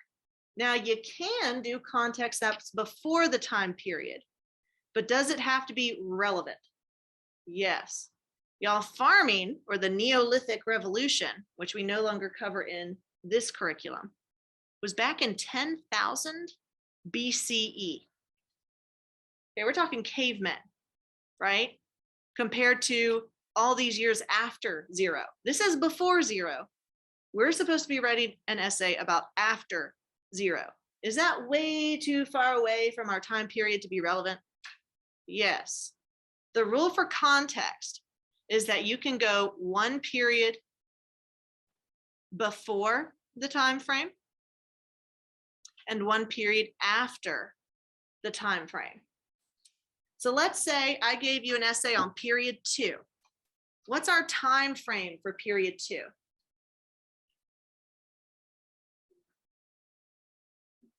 (1450 to 1750). So if you were to write context for that period 2 essay, could you use information from period 1? Yes. Could you use information from period 3? Yes. Can you use information from period 4? No. If you're writing about the Columbian Exchange in period 2, can you make relevant connections to World War I or the Cold War or the rise of the Soviet Union? Probably not. That's too far out. Okay, but if you were doing an essay on the Columbian Exchange and the rise of Europe in period 2, could you talk about how in period 1 they were having a dark age when everyone else was having a golden age? Yeah, that would be relevant to the prompt. Okay, so does this sentence give us context that can earn a point? No, it's not relevant. It's too far back. So we can just take that out completely. This began the patriarchy. Okay, like Mallory was saying, this is supposed to refer to the establishment of civilizations. But we don't have that sentence anymore. The patriarchy does occur during this time frame. So is it relevant to the prompt? Yes. But we would have to change it around since we no longer have a this to refer to. Okay, this began the patriarchy. This means that women are not as important as men in society. What do you notice wrong about that sentence? Present tense. This means that women are not as important. What else is wrong? How have we defined the patriarchy in class? One gender, men, patri rather than matri, one gender tends to dominate positions of power in society. Okay, what do we have more of during this time period? Kings or queens? Kings. Scholar gentry. What gender are they in China? Male. Who's the head of the household? Men. Okay, so during this time period, it is patriarchal, but we can't define it as men are more important or women are less important. That's vague. That's a generalization. You would have to say that men tend to have positions of power in society. And does this mean that no women ever had power? No. You do have some queens. You do have some empresses. Okay, it's just as a general rule. You tend to see men dominating society. Okay, so does this earn us a context point? No, it's too vague. We need to be specific. So let's keep going.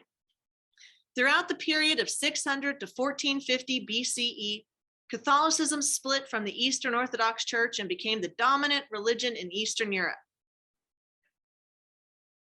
What do y'all notice? Good or bad? BCE. They meant to say CE, years after 0. We're in the Common Era. What else? Is there anything wrong or right?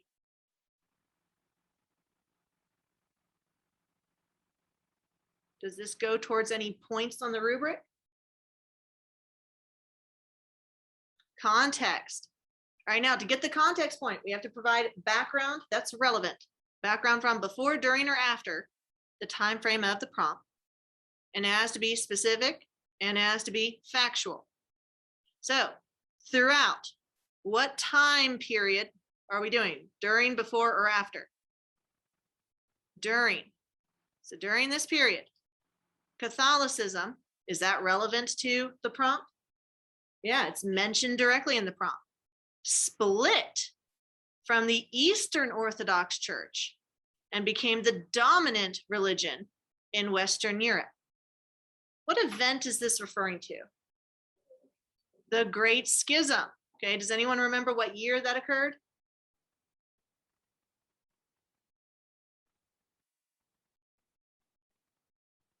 That's a 5.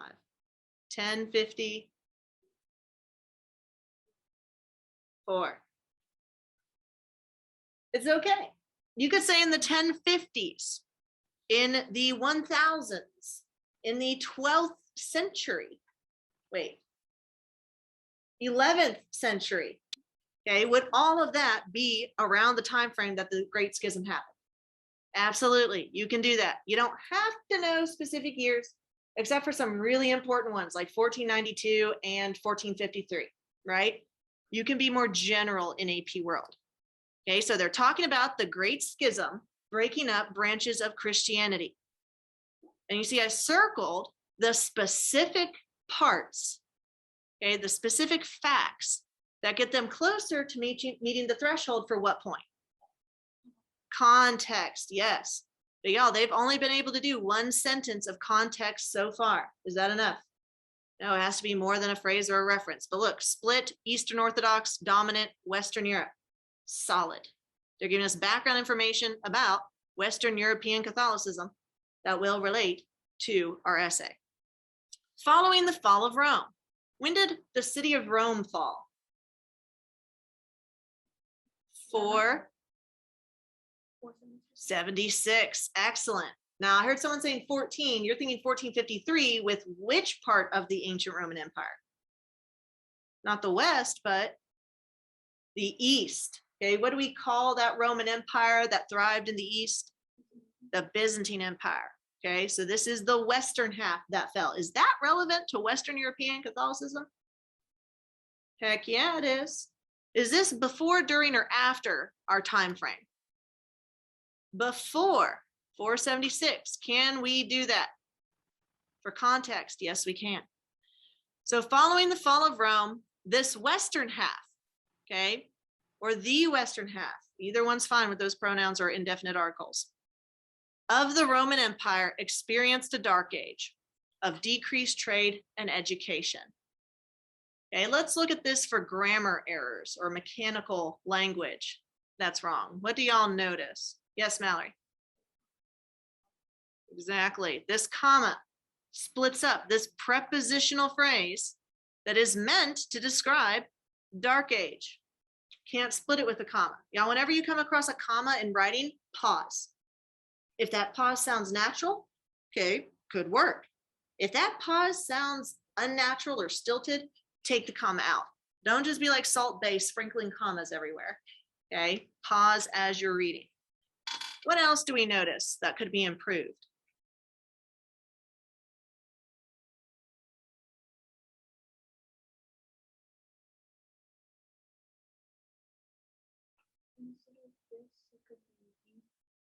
So this, you could say the. Yes, to Kaylin.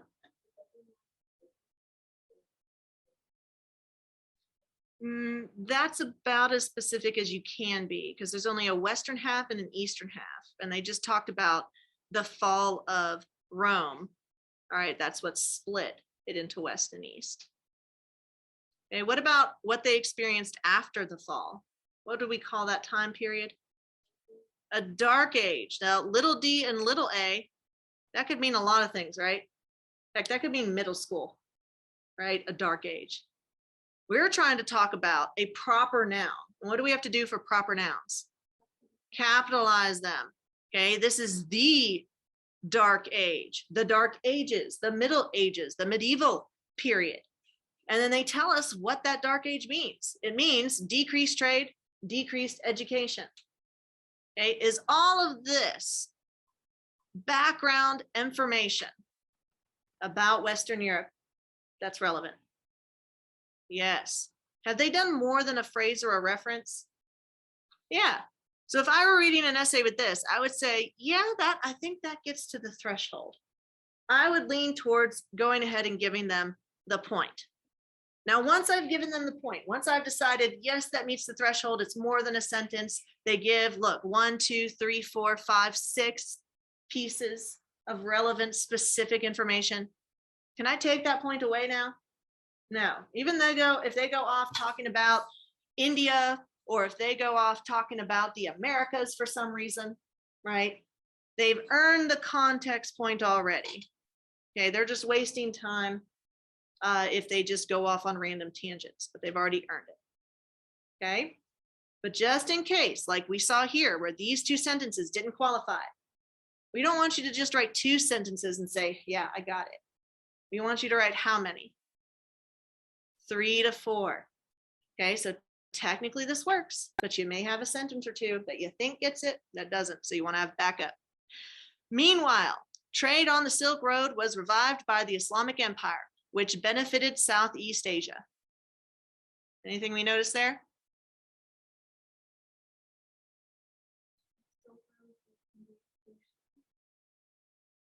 During this time frame, no, actually the Islamic empires during this time did revive the Silk Road. Yes, they had Indian Ocean trade. Okay, that could be context.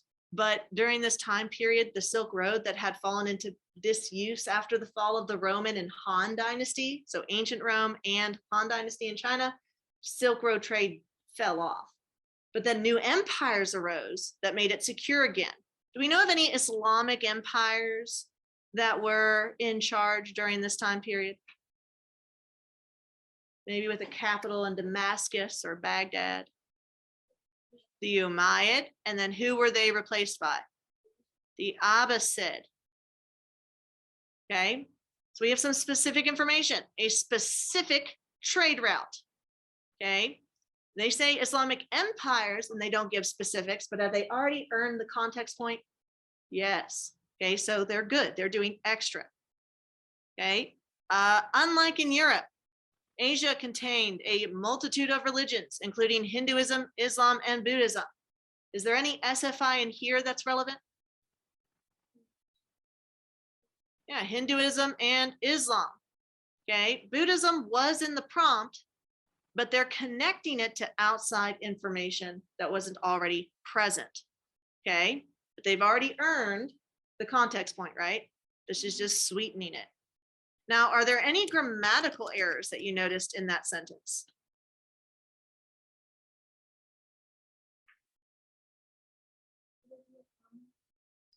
Perfect. Okay. What do we call this kind of comma configuration? Does anyone know? It's okay if you don't. Yes, thank you. The Oxford comma. Word, comma, conjunction, word. In this house, we use the Oxford comma. Technically, you can do it without this comma, and it's grammatically correct in journalism. Okay, so if you ever become a journalist or if you work in yearbook as an elective, they don't use the Oxford comma. But you're in my class. Do we use the Oxford comma? Yeah, now if you mess up the Oxford comma once in your essay, am I going to be like, grammar point? No, it has to be a combination of factors, right? Okay, but this is something that you should know how to do by high school. So we've got the context point. Why? What leaned us towards that threshold? SFI, like what? The what? Dark Ages. What else? The what? The split, the Great Schism, exactly.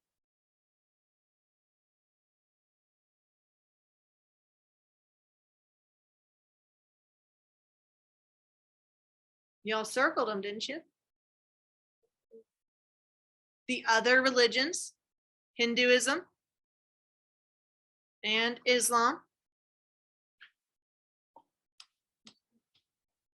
Eastern Orthodox.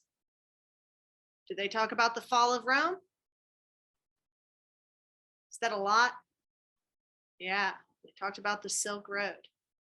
Yeah, we're running out of space to write down all the examples of SFI that they gave us. They definitely got this point. Okay, now let's look at how they earned the thesis point.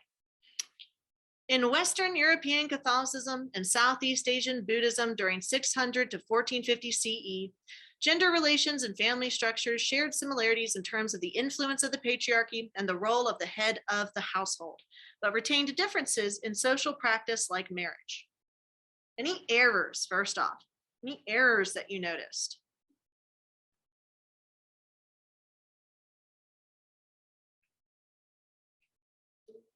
Buddhism. What kind of noun is Buddhism? Proper noun. So we need to capitalize it. Need to capitalize that proper noun. There's one more thing. Yes, Christian. Oh, sorry. Were you raising your hand? No, sorry. It's near the end. Okay, this phrase, but retain differences in social practice like marriage.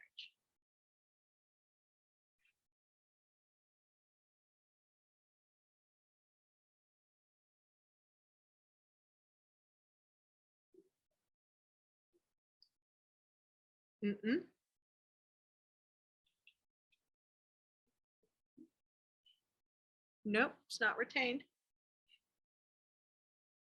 Is marriage a social practice? Huh? Practices. Good. They retained differences in social practices. And then they give an example of one social practice. Okay. there are multiple social practices of which marriage is one. Okay. And so you have to make practices plural. You know, that's really tiny, right? Was that hard to notice? That's not going to lose you a grammar point. But look at all this other stuff. That will. Does this sentence move us towards giving the thesis point? Yes. Do we need to answer the historical thinking skill for our thesis point? Yes, we do. Our historical thinking skill was comparison. Do we see comparison in this thesis? Yeah, what words indicate that they're comparing and contrasting? Similarities, shared, differences. They hit both. Okay, both parts of that historical thinking skill. Do they give us body paragraph categories? Okay, what's one body paragraph category that you see? Okay, the patriarchy and the role of the household and how they're similar. That's one paragraph. Okay, Western European Catholicism, Southeast Asian Buddhism. Okay, in terms of gender relations, we're patriarchal. In terms of family structure, also patriarchal because of who's at the top. What's our other body paragraph? Yeah, differences in social practices like marriage. Okay, one culture is proposing monogamy. The other practices or allows the practice of polygamy. Pretty big difference there, right? Okay, good. So we have body paragraph 1, body paragraph 2, similarities, differences. They don't just say there are similarities or there are differences. They tell us how. There's similarities in the patriarchy and the role of who's in charge of family. And there's also a difference in how they practice social, gender and family related practices like marriage. Does this meet the threshold for a thesis? It does. They've already got it. Can I take it away now? What if in their conclusion paragraph, they changed their thesis and it's completely wrong? They already did it. They did it in the intro, so they get the point. What if they write this sentence afterwards? In my opinion, gender roles were better in the East because women in Europe couldn't own property or get divorced. They still get the thesis point. Not because of this. This sentence, no, that's terrible. But the sentence before it meets the threshold. What's wrong with this sentence? Why do I say it's terrible? It's not a fact. It is an opinion. Do we care about how you feel or what you think in essays? No. We care about what you can prove. Your thesis has to be a historically defensible claim. This, an opinion, is not historically defensible. So in my opinion, no. What else is wrong with this? My, a possessive pronoun. Yeah, it's first person. We don't use that. What person do we use in history essays? Third. So gender roles were better, opinion, because women couldn't own property or get divorced. What else? The contraction. Okay, don't do contractions. So we said they got the thesis because they covered the historical thinking skill. They made a historically defensible claim in terms of gender roles and family structure with the patriarchy and marriage and the head of the household. They gave us body paragraphs. And then they tried to add another sentence to that thesis that completely flopped, but they had already set up a good thesis right before it, so they get the point. Okay, but all of these errors in combination means that they miss the grammar point. Okay, they miss the grammar point. Are there any questions on this activity? Okay, so what I want y'all to do, since you know how now have a completed activity, is after class, send copies, send pictures of this activity to all of your group members, including the group members that missed today's lesson due to the math competition. Can y'all do that? Do y'all know how to find people's emails through our MPS Gmail?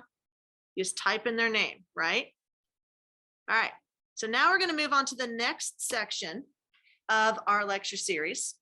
Just as a recap, what are our 4 historical thinking skills? Causation, comparison, continuity and change, and context. Now, will your essay ever be just context? No, because every essay will have context. Where's your context in your essay? In the intro. So that means you have 3 other ones that you're going to have to write about. Now, which of those skills am I not going to give you an essay on next week? Continuity and change. Because is that real rough? Yes. You will have to write those eventually, but not next week. Unless you want to. Does anyone want the continuity and change? If you change your mind, let me know. I'll make you a special prompt.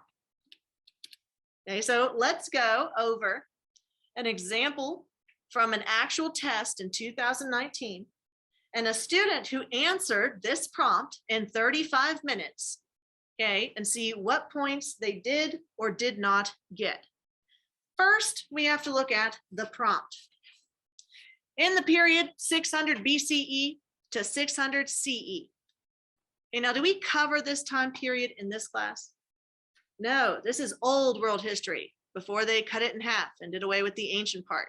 So if we're looking at this on a timeline, if this is the year 0, where is 600 BCE going to be? To the left. It's before 0. What about 600 CE? To the right. It's after 0. We've covered period 1. Okay, what years are in period 1?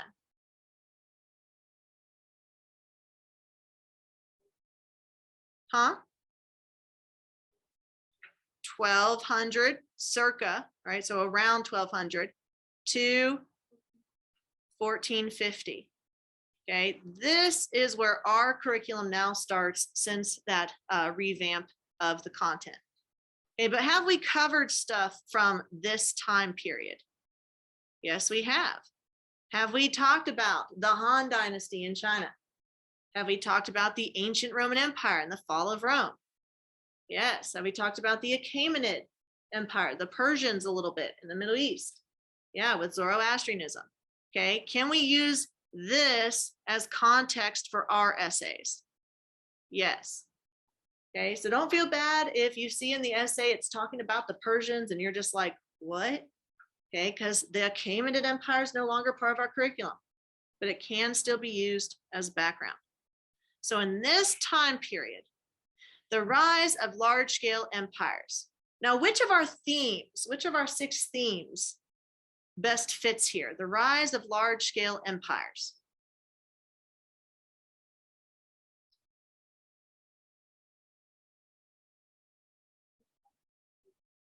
State building.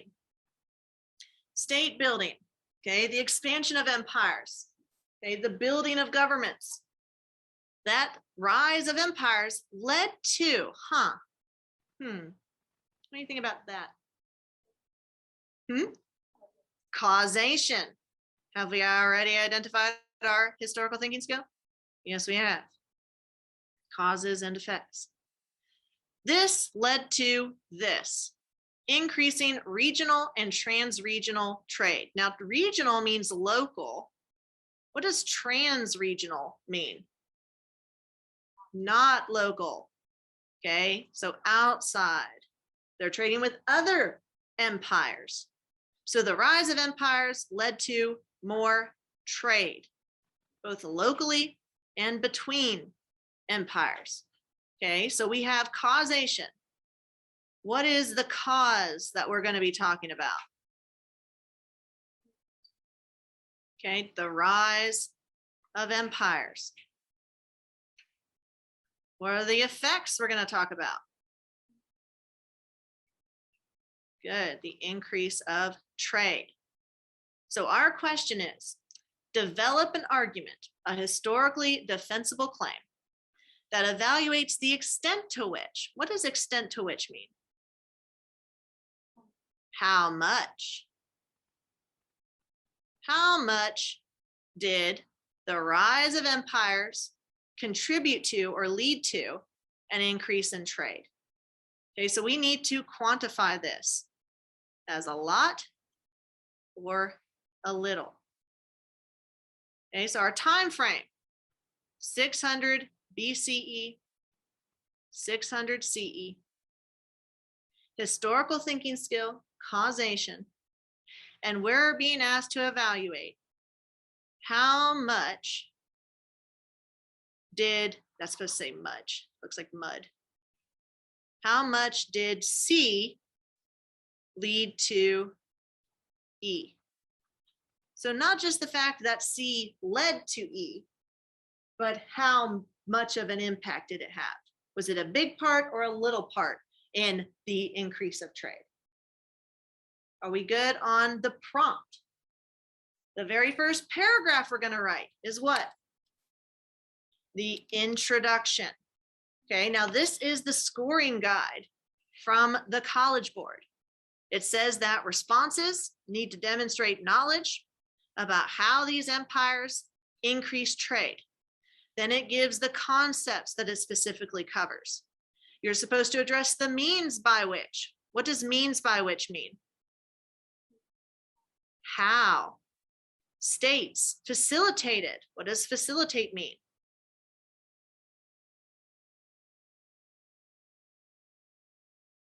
Help. Now, if it's facilitating the spread of trade, does that mean trade is going up or down? Up. So how did these empires help the expansion of trade increase? Through policies. Could that mean laws? Yeah. Administration. What does administration mean? Government. Infrastructure. What kind of infrastructure do you think is going to help with trade? Religious sites? Boats, okay. So vessels, if you want to do maritime trade. What about for land trade? What would be good for land trade? Roads and inns, those caravanserai. Okay, good. Roads, pretty good for land trade. And the provision of security. How does an empire provide security? Laws and how do they enforce it?